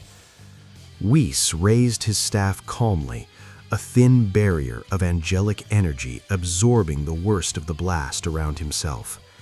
When the wave passed, He lowered it slowly and observed Bardock, who now stood at the center of the destruction, breathing hard, his battle armor scorched, his dark eyes still burning. "Bardock," we said quietly, "rage alone will not open the doors of the Dark Castle, nor will it close them." Bardock said nothing, but slowly, very slowly, his breathing steadied. Far away, Vegeta, in the middle of his training, felt the vibration. His body lit up with a brilliant silver aura. He had just reached Ultra Instinct Level 2. The training ground, a barren, artificial planetoid constructed specifically to withstand God-level Ki, was not withstanding it particularly well. The ground beneath Vegeta's feet had already sunk 3 meters from the sheer gravity of his output. Every loose rock and fragment of debris within a kilometer had been suspended mid-air, trembling in the field of his energy like satellites caught in a new orbit. His energy crackled with blue lightning. Even Goku had never reached such a form. Kaba, watching from a sealed observation chamber several kilometers away, pressed his hand to the reinforced glass and stared with wide eyes. He had seen Vegeta push through limits that should have been walls. But this is different, he breathed. This isn't just power, it's like he became something else entirely. The lightning around Vegeta wasn't wild. It wasn't chaotic like the energy of someone struggling to contain a transformation. It moved with him, breathed with him, perfectly synchronized, as if it had always been there, waiting beneath the surface for the right moment to be acknowledged. Vegeta exhaled slowly. His silver eyes swept across the devastated training ground with absolute calm. He raised one hand and looked at it, not with pride, not with hunger, but with the quiet recognition of a man who had climbed a mountain he had been denied his entire life. "Kakarot," he said softly, to no one in particular, his voice carrying an edge that was not rivalry, but something older, something that had long ago outgrown rivalry and become purpose. Whis smiled softly. "It seems another has just joined our side." Meanwhile, on the hidden planet, flaming meteors crashed down near Goku, who stood in the middle of the wasteland. The gods of destruction and their angels had finally arrived to capture him. The sky had stopped being a sky. It was a battlefield above a battlefield, a churning, ignited expanse of divine energy, clashing auras, and the trails of beings moving so fast they left burning lines across the atmosphere like swords drawn through silk. Angels descended from the sky like a rain of light, followed one by the gods of destruction. The sky above the planet ignited. Each god of destruction landed with the weight of an era ending. The ground buckled and compressed beneath their combined presence.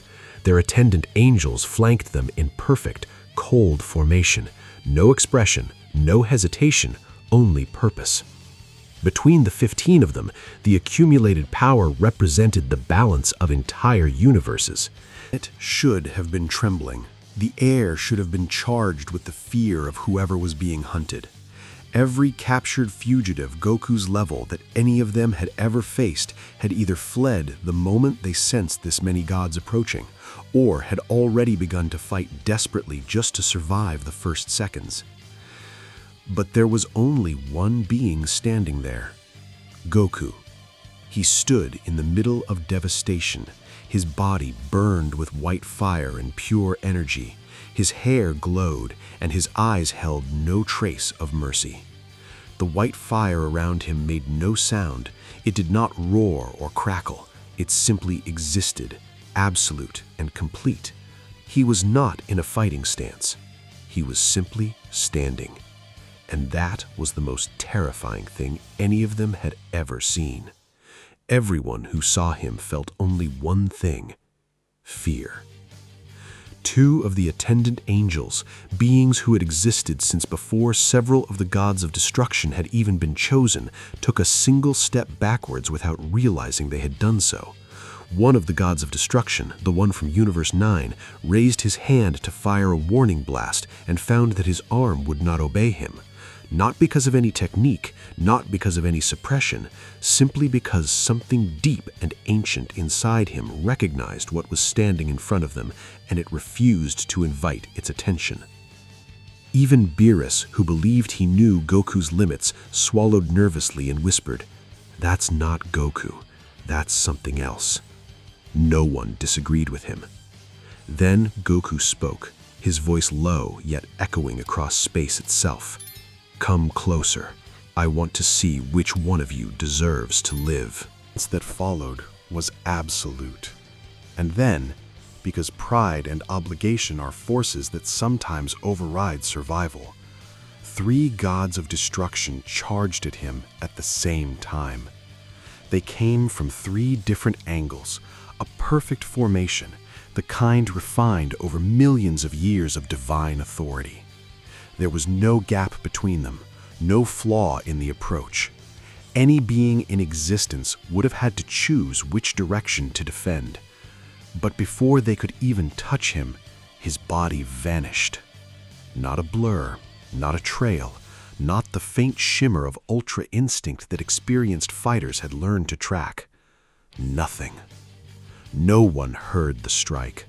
They only saw their bodies collapse to the ground like broken, lifeless dolls. The remaining gods of destruction stared. Some of them had destroyed entire solar systems without blinking. Some of them had ended civilizations the way a person closes a door, without ceremony, without weight. But what they were looking at now lived in a different category entirely. 3 of the mightiest beings in the multiverse crumpled on glass-scorched ground before any of their senses had registered a single movement. The others trembled, unable to understand how or when he had moved. Goku stood among them, a cold, emotionless smile on his face, and said calmly, "Your attacks are shallow. I don't even feel them." Then, suddenly, his voice echoed across the entire universe. "Who's next?" 3 gods of destruction were cratered on the ground, completely beaten down. Goku looked down at them and said, "Man, I don't get what goes on in the heads of you gods and angels. You just go around wiping out planets and trashing whole civilizations whenever you feel like it, for absolutely no reason. What the hell is wrong with you guys?" Hearing Goku's words, the angels didn't even flinch. Their faces were totally blank. But the gods, they were losing their minds, thinking, how can a mere mortal be this freaking powerful? What do we as gods lack that we can't achieve this level of strength? How did a mortal push past the power of the gods themselves? Goku spoke up again. "Look, I'm still giving you guys a choice here. Walk away. Let's end this fight right now. Nobody wins if we keep going." The gods of destruction just listened in dead silence. Suddenly, Sidra, the god of destruction from Universe 9, started dragging himself up from the dirt. He spat out, "You're nothing but a bug to us, kid. You don't have the right to know what the gods have planned for the future. Know your place." Hellas chimed in, "The power you've tapped into. According to universal law, mortals aren't allowed to wield it. Because of what you did, he is going to wake up, and if he gets here, even Lord Zeno might—" Before Hellas could finish her sentence, Lord Beerus barked at her. "Shut up, Hellas. Did you already forget what Sidra said? He's heard way more than he needs to." Goku was caught off guard. What the heck are they talking about? Is Lord Zeno actually in some kind of danger? Right then, Sidra snapped. He stood up, completely on his own 2 feet, trembling with rage. "I'm gonna be the one to put you down, mortal." Suddenly, a surge of energy wrapped around him as he completely healed himself. He smirked. "Come on, mortal. Let's see what you really got. Show me your true power." Goku sighed.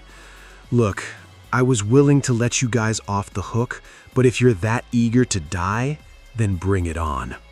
He paused, a confident smirk spreading across his face. "Honestly, I can take all of you down in my base form."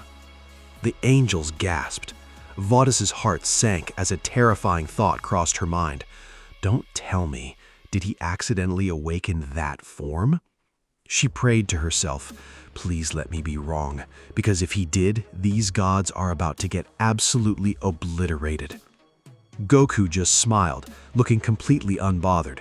He powered down, dropping straight back into his normal, everyday base form. The gods were stunned, but Sidra just grinned like a maniac.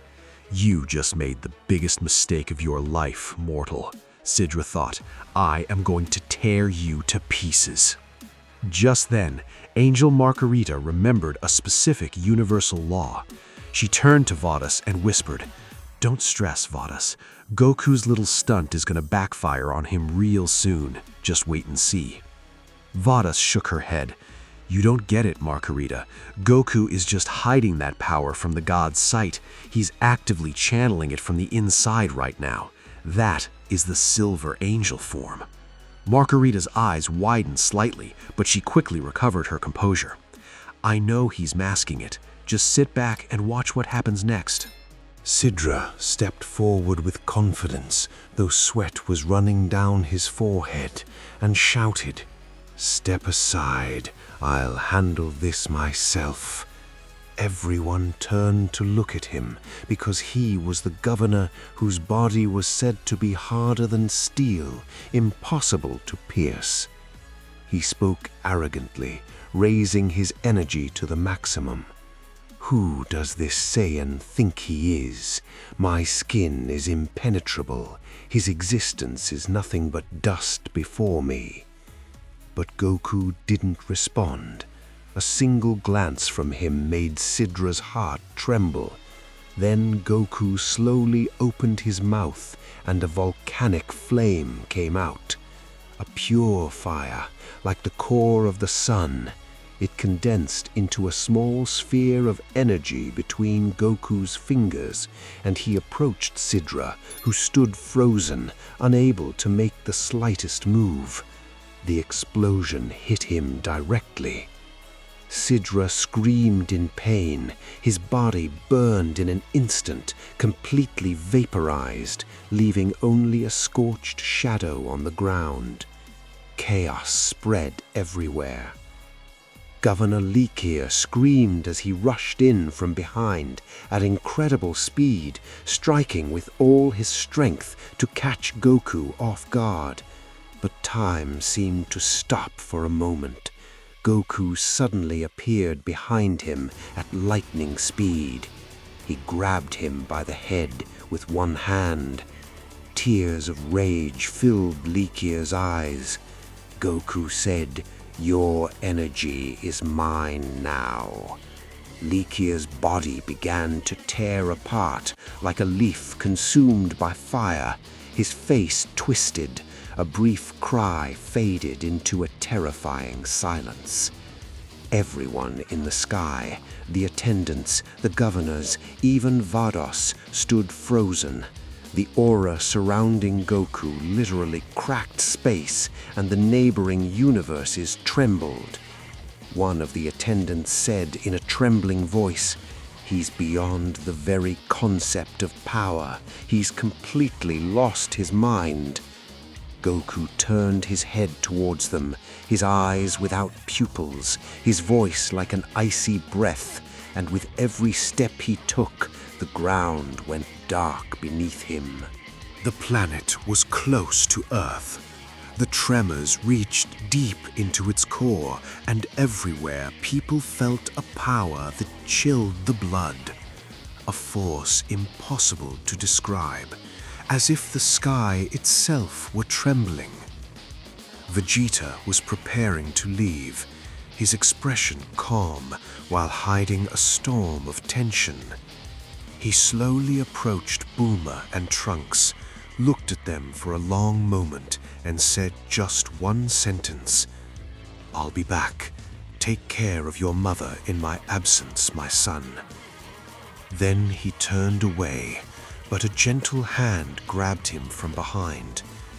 It was Chi-Chi, her tears streaming from her eyes, refusing to let him go.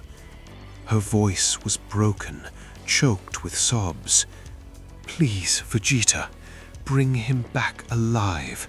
Bring Goku back to me." Vegeta stopped. A strange silence fell. He didn't know what to say. He gently took Chi-Chi's hand and nodded. Bardock approached from a distance. His face was stern, but his eyes revealed an indescribable pain. He said, "So, you're my son's wife. I'm glad he found a woman like you to watch over him." Chi-Chi stopped crying for a moment, looking at this man who resembled her husband so much without understanding anything. As for Whis, he stood nearby, smiling, holding his staff in his hand. Vegeta looked up at the sky and said in a firm voice filled with determination and pain, "It's time to leave. Time is slipping from us." Whis raised his staff, and suddenly the three of them vanished, moving at incredible speed toward another planet. Destruction reigned everywhere. Goku, this creature whose humanity had faded, stood in the middle of the charred bodies of the gods of destruction. His breath was fire, and every movement ignited the surrounding void. But suddenly, space tore open, forming a dark blue gateway of light, swirling like a vortex that seemed to consume existence itself. From that gateway emerged the Grand Priest, Daishinkon. His face was calm, but his eyes burned with a fury capable of extinguishing any flame. He slowly raised his hand, and his voice echoed across the cosmos. "My children, now show no mercy toward this creature." In an instant, 10 angels moved in perfect unison, a spectacle never seen before. Each raised their celestial staff, releasing streams of intertwined energy, forming immense chains of light that shot toward Goku at lightning speed. Each chain carried a surge of supreme energy designed to contain the most powerful beings. The first strand of light struck Goku's body, then the second, then the third. Within seconds, his entire body was bound. The light coiled around his arms, his chest, his neck, reaching even into his very soul. Goku roared like a wounded lion, and the echo of his cry shook all the universes. But this cry was no longer human. It was a mix of rage, madness, and pure energy. His eyes ignited with a silver flame, sparks bursting from his body as he tried to break the chains. The ground beneath him melted, but the chains remained unbroken. In the distance, Daishinkan hovered in the air, his eyes now completely white, without pupils. He raised both hands and began chanting strange words in an unknown language. With every word, the chains shone brighter, and Goku screamed louder. The energy around him flickered between light and darkness, as if battling within him. Some of the angels trembled. It was the first time they had seen a being resist the Grand Priest's own magic. One of them cried out in shock, "His energy is resisting the sealing formula to the Dark Fortress. That's impossible." But Daishinkan didn't respond. He continued his incantation, his voice growing stronger. The sky erupted as if the universe itself had decided to strike reality. Lightning crashed down in columns of celestial fury. Hundreds of attendants were reduced to ashes in an instant. From that light emerged Whis, the most powerful attendant among his brethren.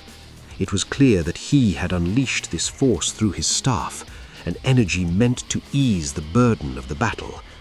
To his right stood Vegeta, his anger transformed into unshakable determination. He spoke in a hard voice. "There's no room for fear anymore."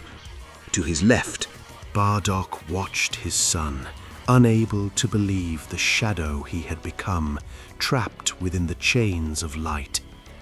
Then Whis raised his voice, firm and sharp. A clear plan sparked among them like a flash.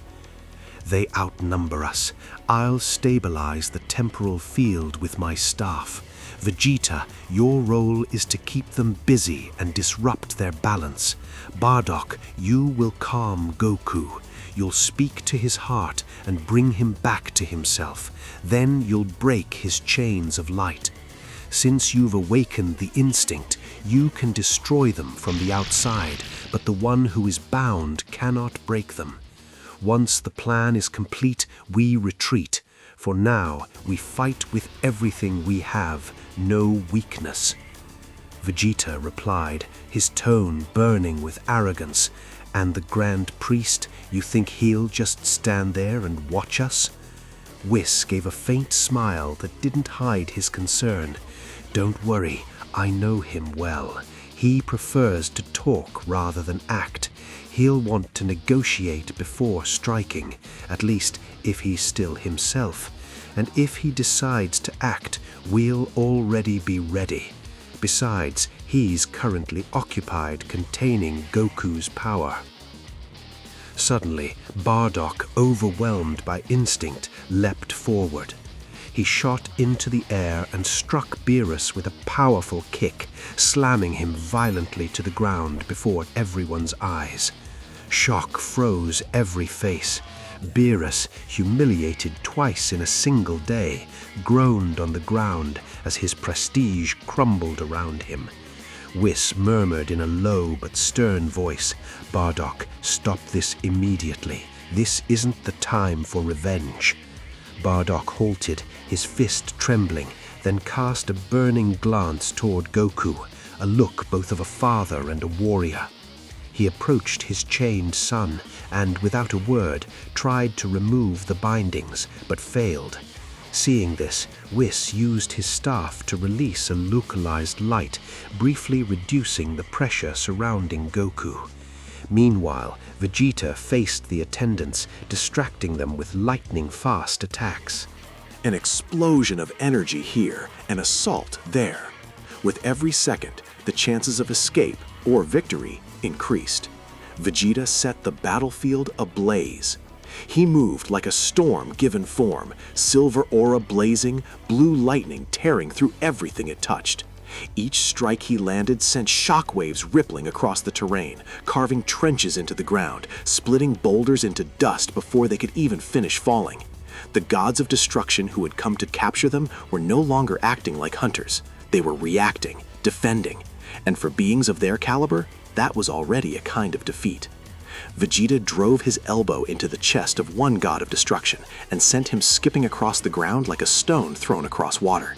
He didn't watch him land. He was already gone, reappearing behind a second one, fingers extended, a concentrated beam of silver ki burning through the air between them before the god even registered that Vegeta had moved. "You came here to capture us," Vegeta said coldly, his voice carrying perfectly despite the chaos around him. "You should have brought more." But even as he fought, even as his body performed at a level it had never reached before, his eyes kept drifting, back toward the center of the battlefield, back toward Goku. Something was wrong there, something that made the hair on the back of Vegeta's neck rise, even through the heat of battle. Bardock whispered soft words into his son's ear, hoping to bring him back to his senses, and Whis watched carefully, adjusting the frequency of his staff. The crystalline tip of Whis' staff hummed at a pitch that existed just below the range of normal hearing, a frequency tuned not to ki, not to divine energy, but to something older, something that existed in the space between consciousness and the void. He had used this technique only once before in his long existence, and even then he had not been certain it would work. He was less certain now. Because what was happening to Goku was not something that had a name in any scripture Whis had ever studied. Goku was no longer human at that moment. His face streamed with energy, rivers of white light running down his cheeks like tears made of pure power, evaporating before they could fall. The ground beneath his feet had long since ceased to exist as solid matter. He stood in the center of a crater of his own making, suspended slightly above the molten earth, the heat of his output so immense that the air itself was bending around him, warping the landscape behind him like a desert mirage, but violent, consuming. His body trembled as if it were trying to expel something greater than itself. Like a vessel filled past its capacity, every muscle, every vein, every fiber of him visibly strained against what was surging through him. It was not transformation in any sense that Bardock or anyone present had witnessed before, and his body was the only thing standing between that force and everything else. Bardock took a step closer, then another. The heat was unbearable this close. It pressed against his skin like a physical wall, but he did not stop. His eyes were fixed on his son's face, on the expression there that was not Goku's expression, on the eyes that were open but looking at something none of them could see. Bardock spoke, his voice trembling as he reached out to him. "Goku, calm down. Don't move. I'm going to free you from these chains. Trust me." For one single instant, barely a fraction of a second, something shifted in Goku's face, a flicker, like a candle flame disturbed by a breath from very far away, the faintest echo of recognition, of the boy who had grown up on Earth, of the man who laughed too easily and trusted too completely and had never once in his life stopped believing that things could be made right. Bardock saw it, his hand extended further. But the moment he tried to break the energy bindings, a terrifying sound echoed, like the scream of the universe itself. Every god of destruction on the battlefield stopped mid-motion. Every angel went rigid. Vegeta's attack died in his hands before it left his fingertips. Even the molten ground seemed to pause mid-flow. And then Goku blasted Bardock away with such force that he crashed into a massive rock. The rock, a formation that had stood for thousands of years, dense and ancient, did not slow Bardock down so much as it simply stopped him, collapsing around him in an avalanche of shattered stone. He hit it back first, the impact sending a spiderweb of cracks radiating outward across its entire face before the whole thing gave way and buried him in rubble. Dust rose in a pillar. Silence. Then, from within the rubble, a bloodied hand pushed slowly through the debris. Bardock dragged himself halfway out, one arm trembling, his head bowed, breathing in ragged pulls. He did not look defeated. He looked like a man who had been hit by something he had chosen to stand in front of, and would choose to stand in front of again. His eyes lifted back toward his son. A strange laugh escaped from Goku's mouth, a laugh that wasn't his. It was wrong in a way that bypassed logic and went directly to instinct. Too low, too knowing, too comfortable, like something that had been waiting a very long time for this moment and found the arrival exactly as satisfying as it had anticipated. It was the laugh of something that never been young, had never been innocent, had never once in its existence been anything other than what it was. Old and vast and utterly without restraint. A laugh that made the very air tremble. Every angel present took a full defensive formation simultaneously, not by order, not by signal, purely by reflex. The gods of destruction who had been mid-battle simply stopped, all of them, weapons lowered, postures changed, because every living thing in the vicinity was receiving the same signal from somewhere beneath thought, beneath training, beneath every layer of power and pride and divine authority they carried. Run. His hair suddenly spiked upward, rising to a terrifying extreme, and he took on a form that sent chills through every heart. It defied classification. It was not Super Saiyan. It was not Ultra Instinct. It borrowed the language of those forms the way lightning borrows the language of light, related but categorically more dangerous. His hair stood white and then shifted, cycling through colors that had no business existing in the visible spectrum, finally settling on something that pulsed like a dying star. His frame expanded slightly, not with muscle, but with presence, the way a shadow grows when the light behind it intensifies. His eyes became like two embers of pure light, not glowing, not shining, burning from within, as if whatever was behind them was consuming fuel that had no natural limit. A single one of his cries was enough to erase half a planet into nothingness. The explosion was that devastating, and left behind it the cellular certainty that existence itself had just been reminded it was fragile. Vegeta froze, unable to move. Whis raised an energy barrier that barely managed to hold. The barrier cracked in 4 places simultaneously. Whis pressed both hands to his staff, pouring angelic energy into the construct with everything he had, his expression, for the first time, stripped of its characteristic calm. The cracks spread, splintered, and then held, barely. The light on the other side of the barrier was blinding, and when it faded, Whis lowered his staff slowly and looked at what remained of the planet around them. His eyes were very still. "This," he said quietly to no one in particular, "is no longer within any boundary I have prepared for." High above, in the Grand Palace, Zeno watched everything from his throne. He had watched many things from that throne. He had watched universes end, had ended them himself, calmly and completely with the simple expression of will. He had watched gods of destruction perform their functions for billions of years. He had watched timelines branch and collapse. He had watched the rise of warriors so powerful that entire divine councils had convened in alarm. He had never looked like this. His eyes widened in terror, and his small body began to tremble. His attendants, the 2 small identical figures who flanked him at all times, pressed closer to him instinctively, their own eyes wide. One of them raised a tiny hand as if to reach for Zeno's arm and then stopped, unsure whether comfort was something they were permitted to offer. Around the throne room, the advisors and observers who were always present in perfect composure had gone completely, utterly still. No one spoke.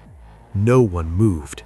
They all watched their king, the supreme ruler of all existence, tremble on his throne like a child who had just seen something in the dark that should not be there. Suddenly, the ground beneath him started shaking violently like never before. Not the trembling of a normal quake, not the aftershock of ki released in battle. This was something rising, something responding, a vibration that began far below the foundations of the Grand Palace and climbed upward through millions of tons of divine architecture, through marble and crystal and materials that had no name in any mortal language, shaking all of it the way a plucked string shakes the instrument it belongs to. A mysterious sound rose from beneath the palace, deep within the earth. It was not a sound anyone had heard before, but somehow every being in the Grand Palace recognized it the way living things recognize a storm before it arrives. Buried there, hidden in the planet's depths, was a secret palace. It was not discussed in any council. Even among the highest ranks of divine authority, there were perhaps 3 beings who knew it was there, and 2 of those beings had spent a very long time hoping it would never have reason to stir. The walls of this buried place were covered in markings that predated every language currently spoken in any of the 12 universes. The corridors were vast and perfectly dark, not because there was no light source, but because the darkness there was a substance, thick and deliberate, pressed into every corner like something that had been sealed in alongside whatever sat at the center. At its center stood a massive stone statue seated upon a colossal throne, stirred by the overwhelming power it had sensed from Goku. The statue was enormous, carved from a stone that was not stone, its surface etched with the same ancient markings that covered the walls around it. In the silence, in the absolute stillness of something that is not sleeping, but simply waiting, patient in the way that only truly ancient things can be patient. But now, its surface trembled. Hairline fractures ran along the edges of its carved fingers. A sound came from deep within it, the same sound that had traveled up through the foundations of the grand palace above. And the darkness around it, so still for so long, began to move. It was the source of the tremor shaking the palace. And somewhere in the layers of ancient markings covering its base, a single line, carved in a language older than the gods themselves, began to glow. On the battlefield, the sky looked like it was tearing apart, slowly dying. The winds were going absolutely crazy, howling like the screams of lost souls. No cap, it felt like the whole universe was about to catch an L. Goku raised his hand and unleashed something so unhinged, so unreal, that the air itself started glitching out. Bro wasn't holding back, not even a little. Everyone on that battlefield straight up froze. Nobody moved, nobody breathed. Wasn't even a vibe, just pure, suffocating terror. Even the gods of destruction, the same dudes who literally eat chaos for breakfast, were shook to their core. These were beings who had bodied entire civilizations without blinking, and they were standing there like lost kids. That's how different this hit. Because Goku? Nah, this wasn't Goku anymore. Not the goofy, carefree dude who was always down for a good fight and a big meal. This version, this was something else entirely. Low-key looked like he'd been cooked up straight from the center of chaos itself. His body was radiating this blazing, almost blinding light, and the energy coming off him was so heavy it felt like gravity itself was tapping out. Even the ground beneath him was cracking just from the aura alone. The whole battlefield was getting cooked without him throwing a single punch. Whis, W-H-I-S, the most composed, unbothered angel in all the universes, the dude who had literally never lost his cool in millions of years, had completely lost it. His eyes were wide, his usual smirk gone, his whole "I find this mildly interesting" energy deleted. Bro looked like he'd just seen something that wasn't supposed to exist.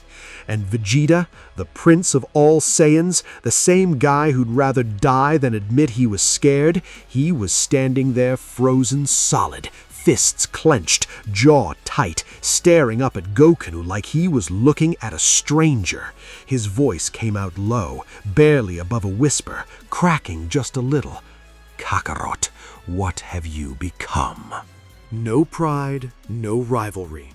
Just straight-up fear and disbelief from the one guy who swore he'd never be intimidated. Then, from the rubble, from all the dust and debris and broken ground, a figure slowly, painfully pulled itself up. Bardock. Battered, bleeding, covered in ash and dirt, but still standing. He lifted his head and looked up at his son, his own flesh and blood, and something in his eyes broke completely. He opened his mouth and the words came out shattered, like they cost him everything. "Why? Why are you doing this, my son? Don't you remember me? I'm your father." His voice was trembling, his hands were shaking. This was the man who had fought entire armies without flinching, and right now he was standing there, helpless, just begging his son to come back. But Goku didn't move, didn't even blink, didn't turn around.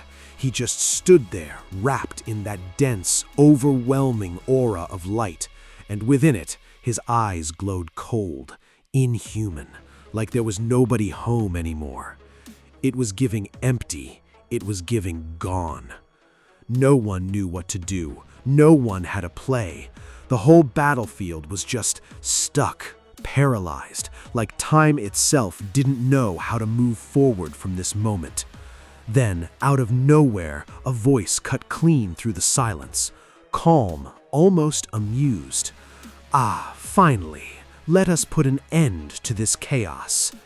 Every single head turned at the same time, and there he was, the Grand Minister, floating high above all of them, serene as ever. But something was off, way off. His hands were raised, and crawling up his arms were these strange, dark symbols, ancient markings, black as void that none of them had ever seen. Not on any angel, not in any scripture, not anywhere. Whiss's voice came out shaking, actually shaking, as he said, "No, not that magic. It is forbidden even among us. Forbidden among angels." Let that sink in for a sec. But it was already too late to call a timeout. No takebacks, no pausing. The Grand Minister locked in, slow and deliberate, and extended his hand straight toward Goku, and suddenly this thick, suffocating darkness exploded from his palms, moving like a starving creature. It shot forward faster than light and completely swallowed Goku before anyone could intervene. No warning, no time to react. 1 second Goku was there, next second, gone. Just like that. Vegeta's voice ripped through the sky before anyone else could even process what happened. "Kakarot!" Nothing came back. No answer, no energy signal, just silence. And that silence hit harder than any attack could.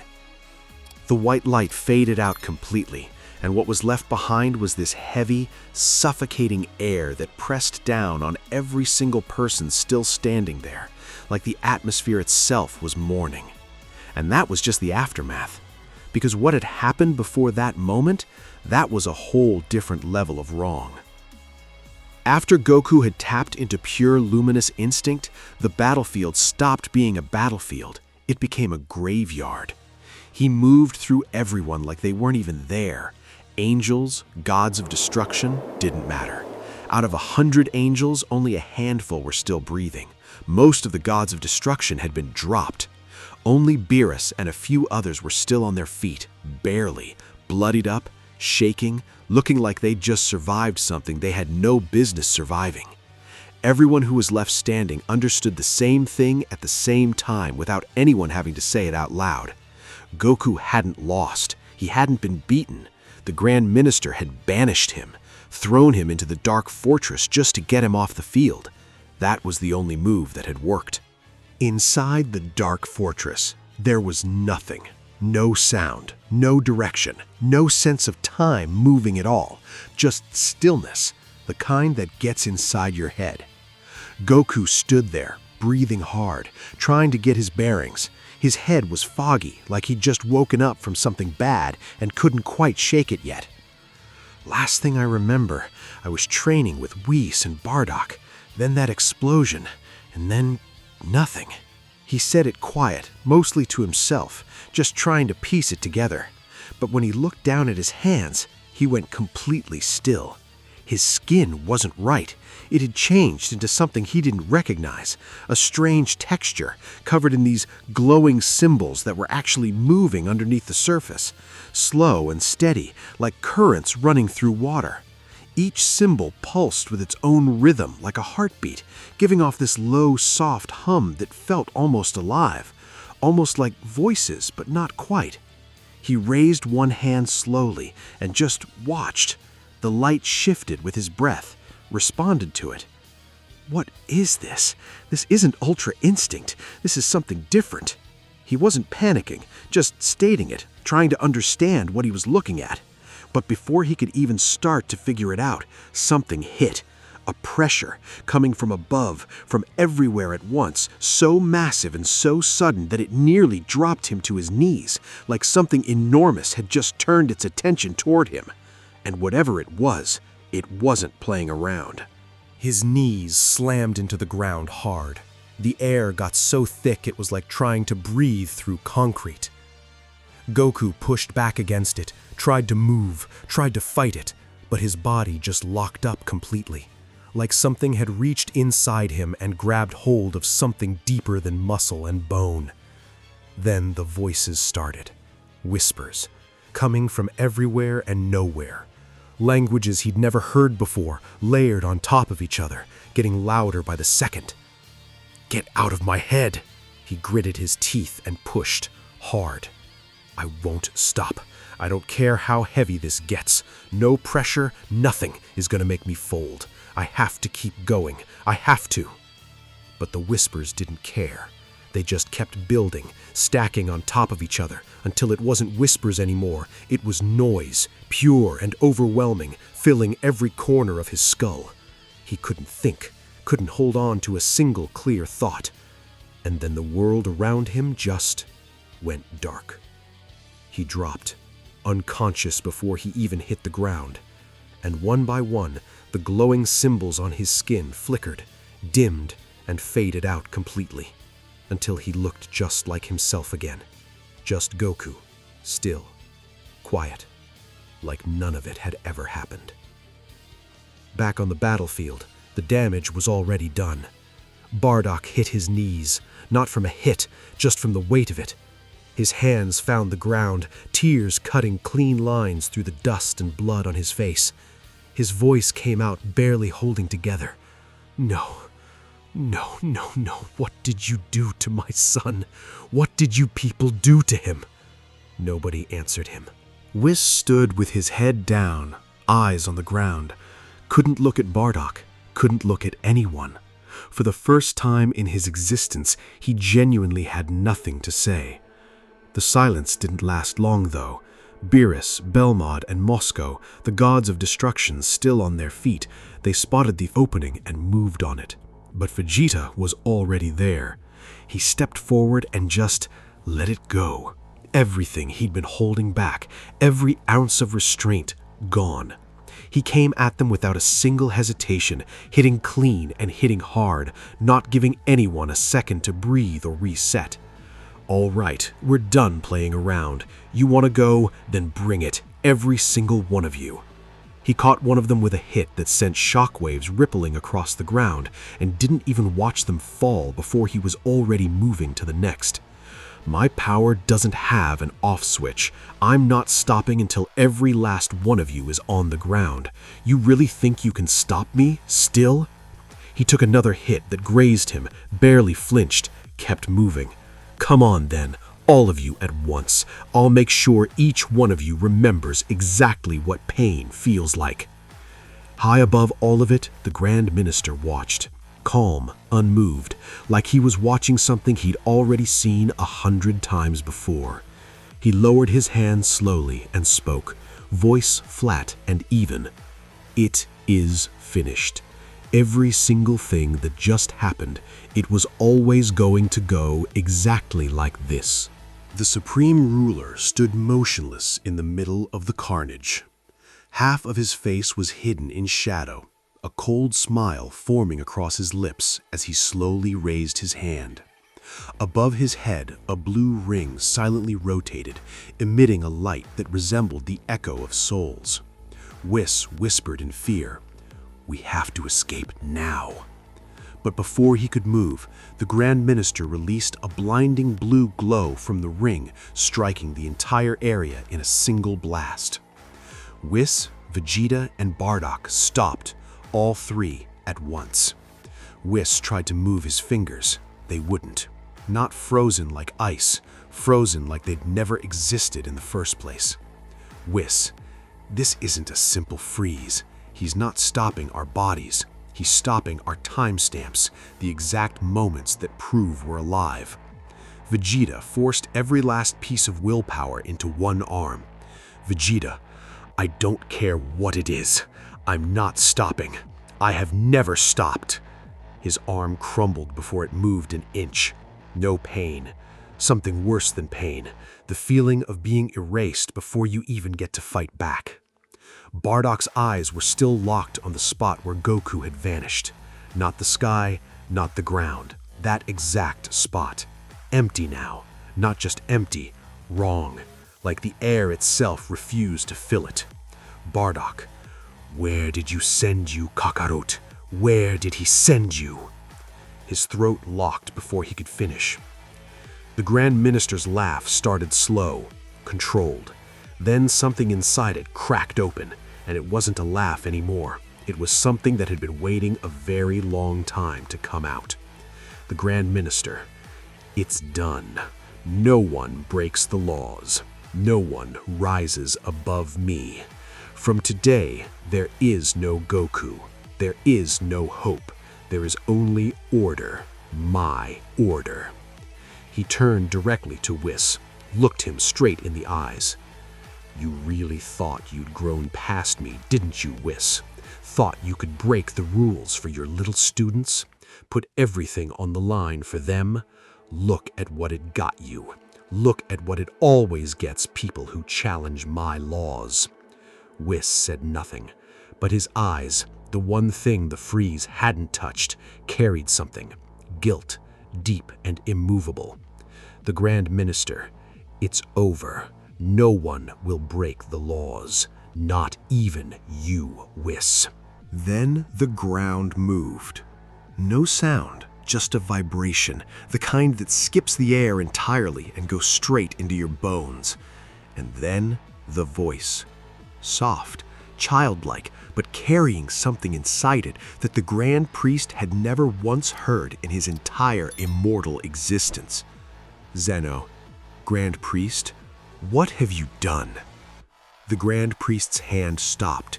His laugh died, completely in under a second, like someone had reached inside him and pulled the sound out by the root. He turned around. Zeno was standing there, but not the Zeno anyone knew. His clothes were soaked through with sweat. His eyes, always blank, always simple, always carrying that childlike innocence, were wide open now, too wide, like he'd seen something he was never, ever supposed to see. Grand Priest, Zeno-sama, you're here. Zeno, I asked you a question, Shinkan. I asked you what you did. I was enforcing the laws. That is my purpose. That has always been my laws? Zeno's voice didn't shake, but everything around them did. Zeno, you broke them. You broke Goku. You broke all of them. His voice cut off. One beat of silence. Then, very quietly, I thought you were mine, Shinkan. I thought you were with me. But what you did today, you didn't do that for me. You did that against me. You don't understand, Zeno-sama. This was all for you, for your safety, for the balance of every universe. My safety? Zeno looked directly into the Grand Priest's eyes. No anger, no rage, something much quieter, and because of that, much worse. I never asked you to keep me safe, Shinkan. I never asked you to do any of this. You made that choice. You, not me. The Grand Priest opened his mouth. Zeno, don't. He closed it. Zeno, I trusted you. More than anyone, more than the angels, more than the Kais. I trusted you, and you used that to do whatever you wanted and call it my will. A long silence. It's over for all of us. And absolute silence fell across everything. Even the wind stopped blowing. Even the light itself seemed to fade away. The Grand Priest, with all his arrogance, all his certainty, all his centuries of absolute authority, could not find a single word.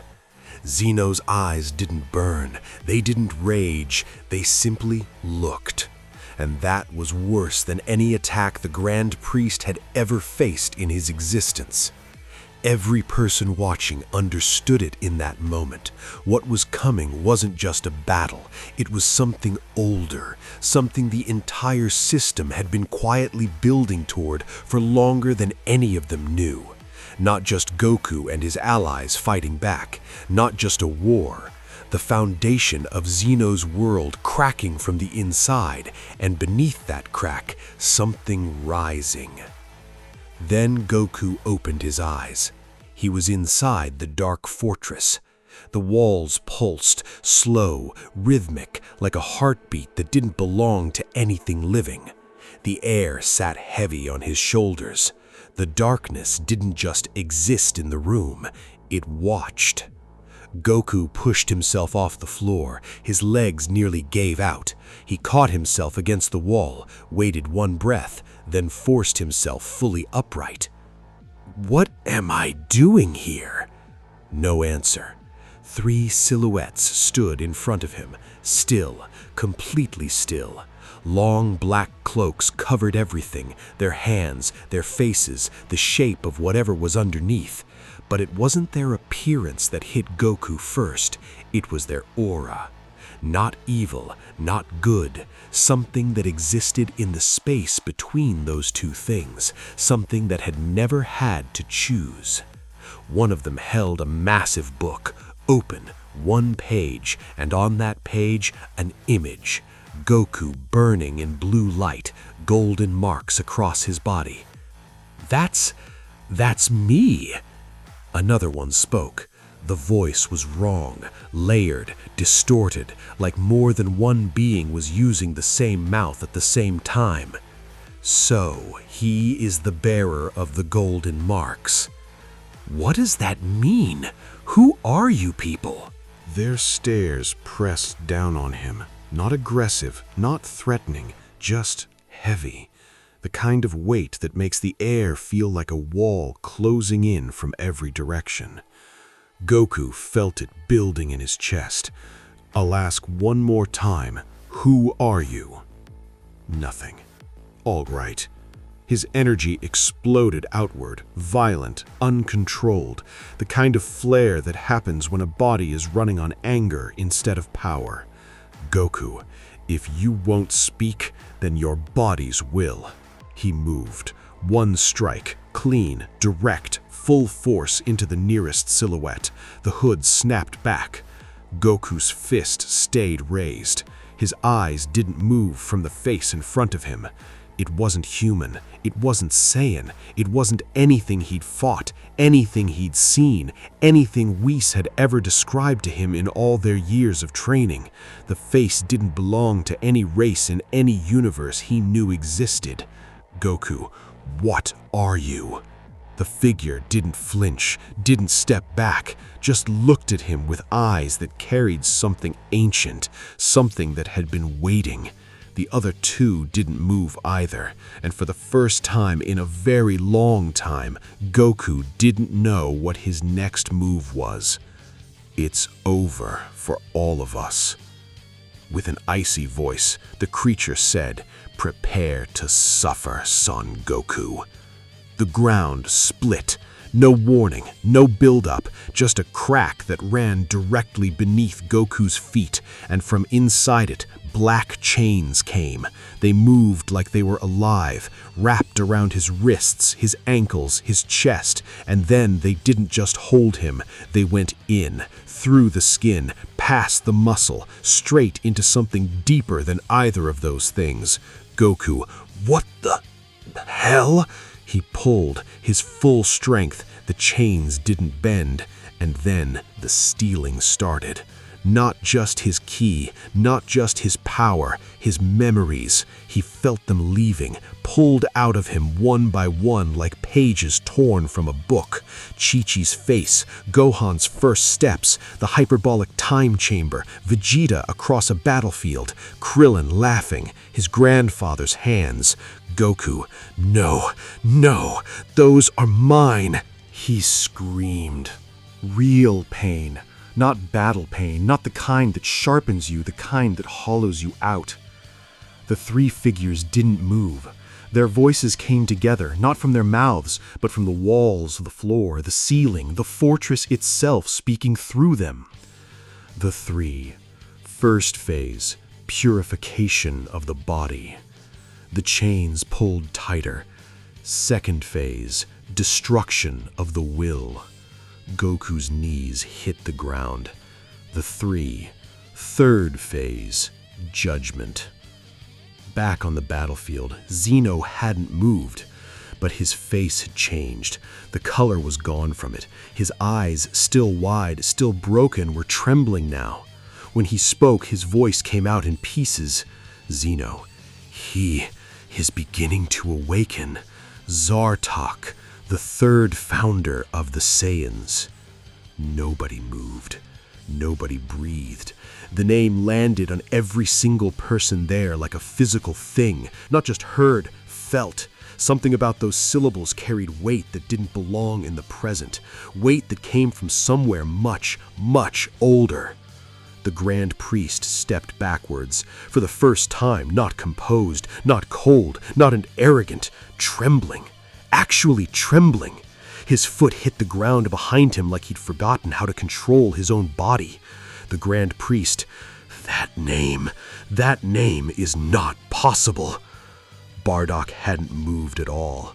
His eyes were open, wide, and the tears were already falling before he even registered they were there. Bardock, Zartok, my father. He said it like someone testing a word they thought they'd buried forever. Bardock, he's still alive? Whis, still locked inside the blue ring, still frozen at the edges, stared at Bardock with something that wasn't just shock. It was the look of someone rapidly rebuilding everything they thought they understood. Whis, your father. Is that the entity Zeno's own father once tried to erase him entirely? Bardock didn't answer. Whis, Bardock, how is something like that still alive? If Zeno's own father himself moved to erase him, he should be beyond gone. He should be something that never happened. Bardock, I don't know. His voice was barely above nothing. I was told he was gone. I was told there was nothing left. I believed it. I believed it my whole life. He looked at his own hands. Why didn't he come back? If he was alive, why didn't he ever? He stopped himself, jaw tight, eyes still wet. Around all of them, the energy shifted. Not an explosion, not a shockwave. Something slower and more terrifying. A vibration deep inside the fabric of everything, like a frequency that the universes themselves were producing. Like something at the very bottom of existence had just opened its eyes. The energy around them began to vibrate, as if something deep within the universes had started to awaken. The Grand Priest slowly raised his head and said in a deep voice, "We must leave this world immediately. No one can face Zardock if he fully awakens." Nobody argued. Nobody even hesitated. Zeno gave one silent nod and raised his hand. The rift opened in the center of the palace, not like a door, like a wound. It swallowed light going in, swallowed sound coming out, and the edges of it flickered like reality itself was having second thoughts. Zeno's voice came out thin, unsteady, wrong coming from him. Zeno, we will return to the past before he completely opens his eyes. Grand Priest, Zeno-sama, if we miscalculate even slightly, if we arrive 1 second too late, Zeno, then we don't arrive at all. That ended it. One by one, they stepped through. The rift closed behind them. The palace went silent. The darkness that followed wasn't empty. It breathed. Deep inside the abandoned palace, in a chamber that hadn't seen light in longer than most civilizations had existed, 2 eyes began to open, pale white, like the sky in the seconds before judgment arrives and everything becomes unbearably clear. The statue moved, not fast, the opposite of fast. Each movement was deliberate, like something that had forgotten what urgency felt like because it had never needed to hurry. Stone fell from its body in massive chunks, thousands of tons crashing to the ground, splitting the floor beneath. Not violence, just dead skin falling away from something that no longer needed it. He stood. The ceiling cracked from the pressure of his presence alone. The walls groaned. The ground beneath his feet fractured in a perfect circle outward, like the earth itself was flinching. When he spoke, it didn't come from his mouth first. It came from the stone, from the floor, from somewhere underneath the concept of the room. How much time has passed since I was frozen here? The sky tore. Not one universe, all of them, every single universe simultaneously, like a cord pulled taut across existence, finally snapping. A sound that wasn't a sound, a tremor that had no origin point because it came from everywhere at once, and then Zeno's planet was gone. No impact, no beam, no battle. Silence followed, absolute and total.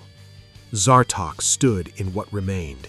He didn't look at the destruction. He looked outward, past the palace, past the debris, past the shattered sky, and he listened, not with his ears. The universes were still breathing, barely, but still. He moved through them with his perception, the way a hand moves through smoke, slow, searching, certain of what it's looking for. Then he stopped.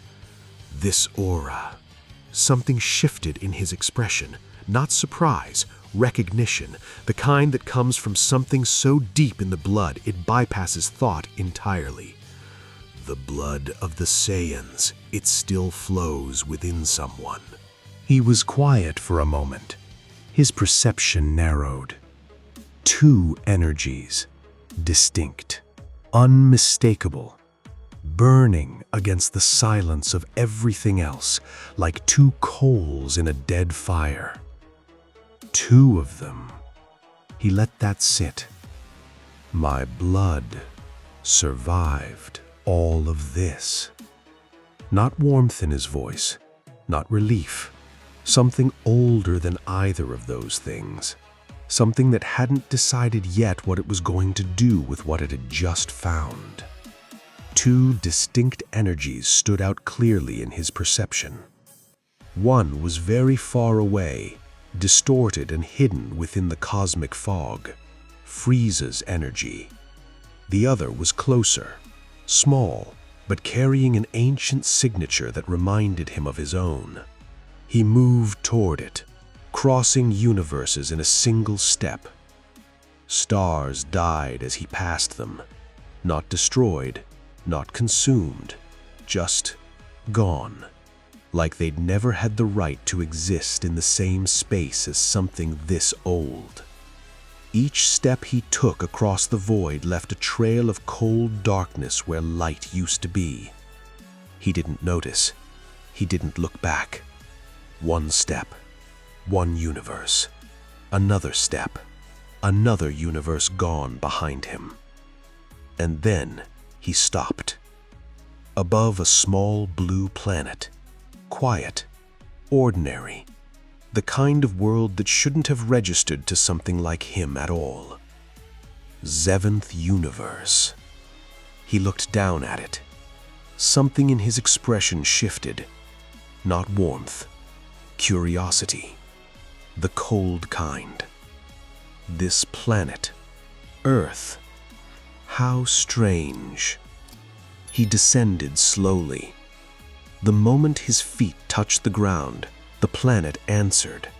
The tremor moved outward from that single point of contact. Not an earthquake, something deeper. The clouds didn't drift apart. They scattered like animals running. The oceans pulled back from the coastlines, rising, reacting to a presence they had no language for. Zartok closed his eyes. He reached outward with his perception, past the cities, past the mountains, past everything loud and complicated, and found it. Small, quiet, tucked against a mountainside like it was trying not to be seen. An ordinary house. This weak but pure energy. He opened his eyes. The air around him stopped moving entirely. It is my blood. The wind died. The sky shifted from blue to gray in the span of a breath, like the atmosphere itself was holding still. Zartok raised his head toward the mountains on the horizon. When he spoke again, it was barely above a whisper, but it moved through the ground like the warning before a storm makes landfall.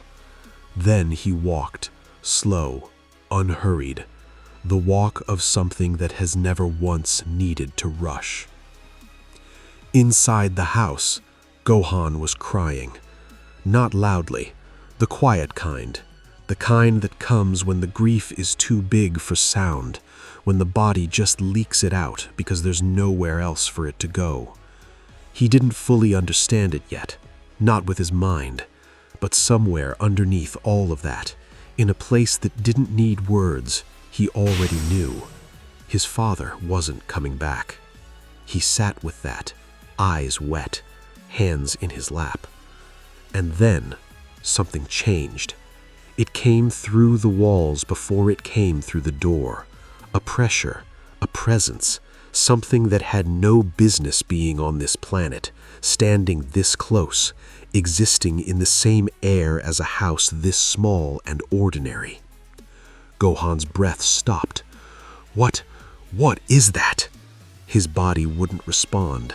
Not paralysis, something worse. The sensation of standing in front of something so fundamentally overwhelming that the body simply stops asking what to do next. Gohan, I can't breathe. Why can't I move my body? He forced his eyes shut. His fists tightened against his legs. I will never give up. His voice was shaking, but it was there. I have to get out of here. Those who did this, all of you will regret it, I promise you. Outside the door, Zartok stood still, listening. That voice, that small, trembling, completely outmatched voice pushing back against something it couldn't even comprehend, and meaning every word of it. He said nothing, but something moved behind his pale white eyes, something that hadn't moved in a very long time. Gohan rushed out of the house, throwing on his battle clothes in a hurry. His heart pounded like war drums, and every beat echoed with fear inside his chest. In front of him, out in the open space, stood a gigantic creature unlike anything he had ever seen before. It was surrounded by a mysterious aura, yet no energy level could be sensed from it. Gohan froze. His eyes locked on the creature. Every muscle in his body tightened. He frowned hard and spoke in a sharp, cutting voice. "Who are you? What are you doing here?" The creature stood still. The silence stretched long and heavy, like the air before a storm. Then, slowly, it spoke, a voice like grinding stone, deep and ancient. "Your clothes are strange. Are you really a Saiyan? What is your name?" Gohan didn't flinch. His voice came out steady, though heat burned underneath every word. "Son Goku, son of Son Goku, now you answer my question." The creature's eyes moved over him slowly, not with fear, not with curiosity, something colder than that. It formed a smile, wide and terrible, and said, "Son Goku, I see." It tilted its head slightly and continued, voice dropping even lower. "It is clear you are not the one who awakened me. I can feel it. Your power," it paused almost like it was tasting the words, "is weak, very weak." Gohan's jaw tightened. The creature's smile didn't fade. If anything, it grew darker as it added, "Anyway, since you are here, tell me, who destroyed the Saiyan planet?" Something inside Gohan cracked. The anger that had been simmering rushed up fast and hot. I don't know who you are. I don't know why you're here, but this is my home. You're standing outside my home. So if you don't tell me right now why you came... He didn't get to finish.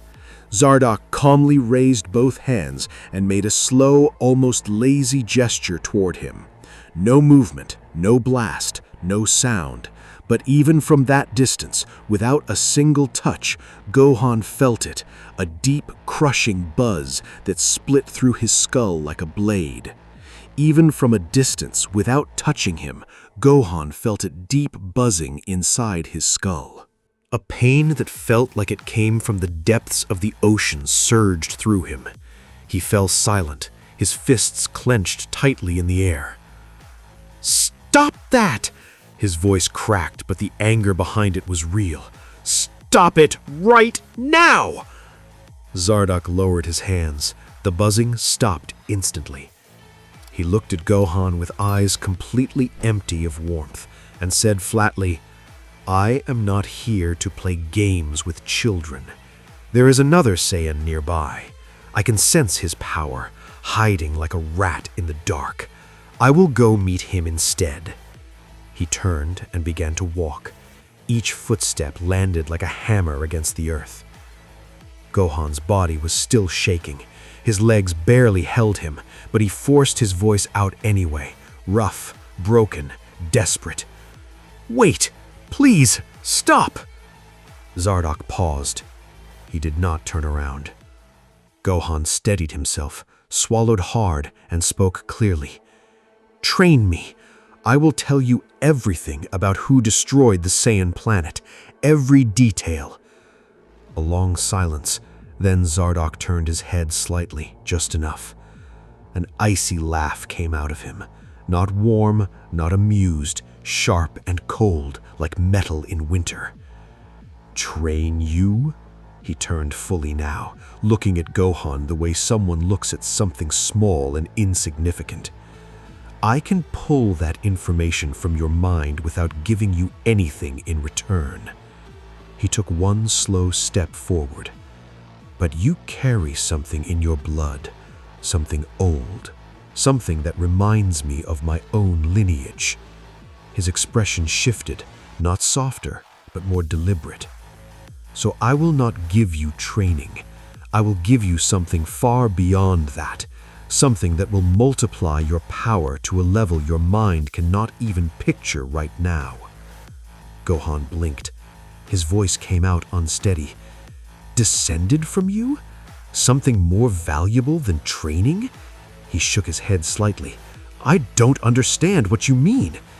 But then, his father's face flashed in his mind, the reason behind everything. He pushed the confusion aside. He pushed the fear aside, and he answered, voice unsteady but firm. "If it can bring my father back, then I accept, whatever it is." Bardock looked at him for a long moment. Then that smile returned, slow, wide, and deadly. "I will give you a single drop of my blood, just one drop."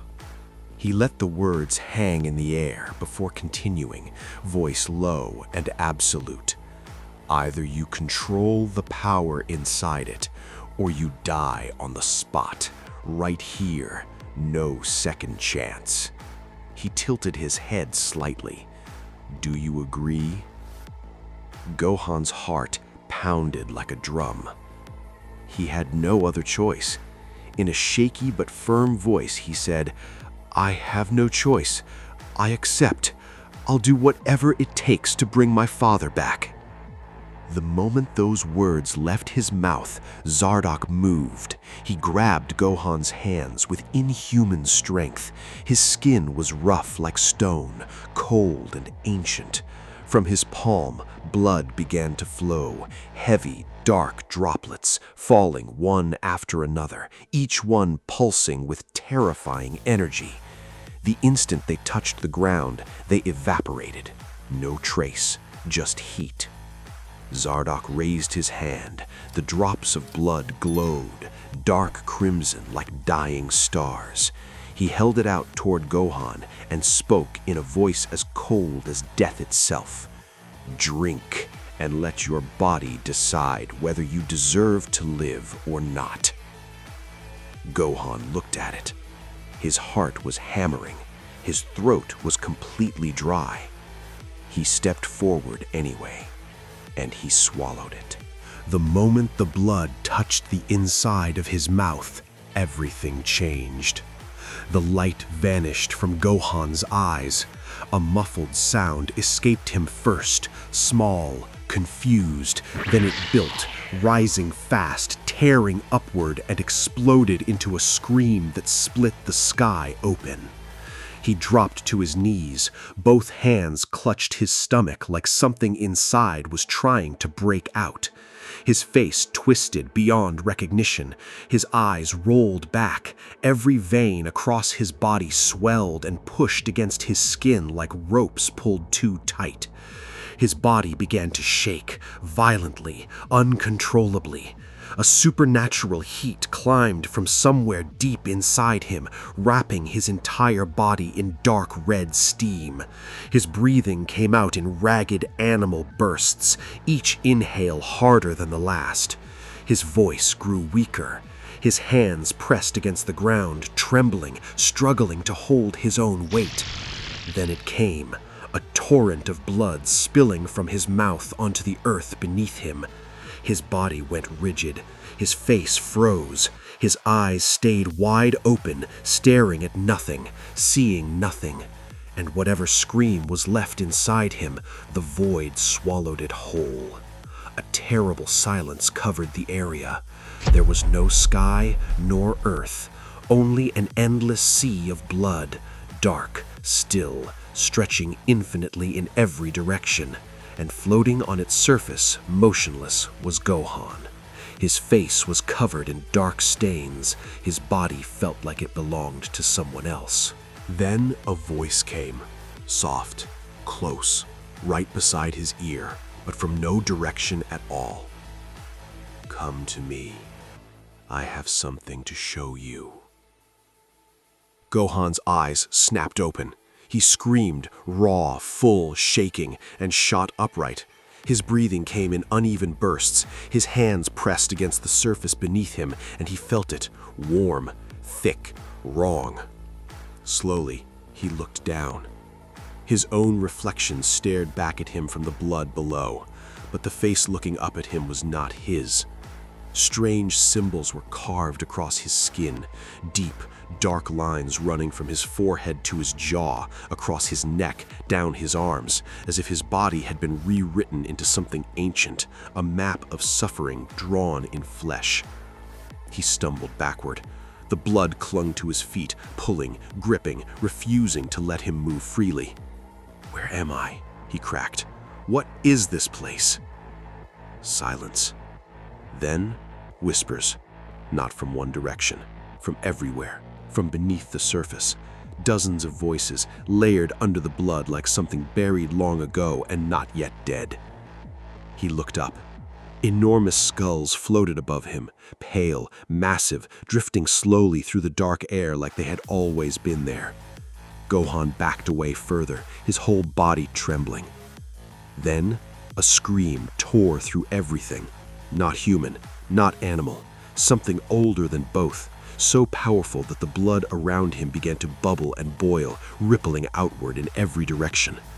The whispers grew louder, the skulls drifted closer, and Gohan stood there, shaking, terrified, alone in a world made of blood and darkness. Then, something shifted inside him. Slowly, painfully, he straightened up.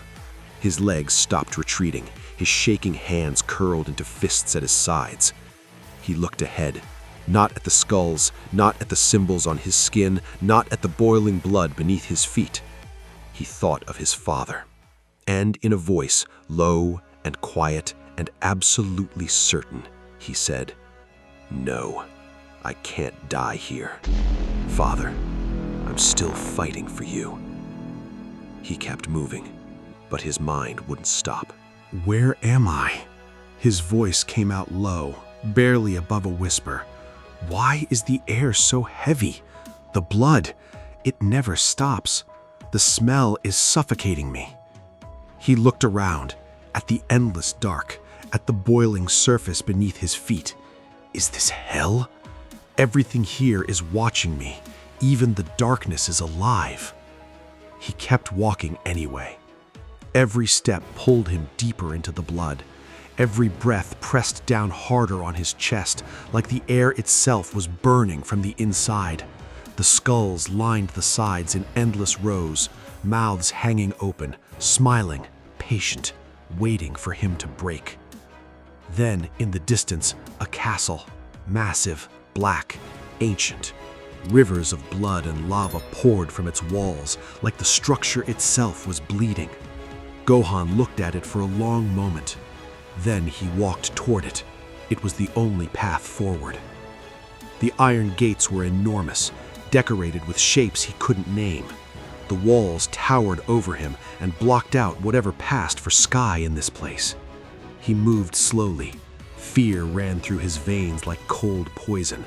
But underneath it, his father's name, his purpose, a quiet voice that didn't shout, didn't demand, just whispered, "Keep going." He reached the gate, didn't touch it. It opened on its own. The screech of metal tore through the air like something in terrible pain, like the world itself was suffering. Gohan's jaw tightened. He stepped through. His footsteps echoed through the dark corridor, sharp and alone. Then the gate slammed shut. He spun around instantly and threw his full strength against the metal, both hands, everything he had. It didn't move, didn't even shake. The surface vibrated under his palms, warm, pulsing, as if the castle had a heartbeat, as if it was swallowing him alive. He turned back around. A dark staircase stretched ahead of him, climbing upward into nothing. The anger inside him sharpened. Good. He used it. He let it push out the fear and replace it with something harder, something colder. His father was worth more than this fear. He climbed. The moment he stepped deeper into the castle, he stopped. Ahead of him stood another door. Gigantic, but completely different from the gate behind him. Where the iron gate had been brutal and ancient, this one was something else entirely, and Gohan stood before it, eyes fixed, the look of hardened resolve carved into every line of his face.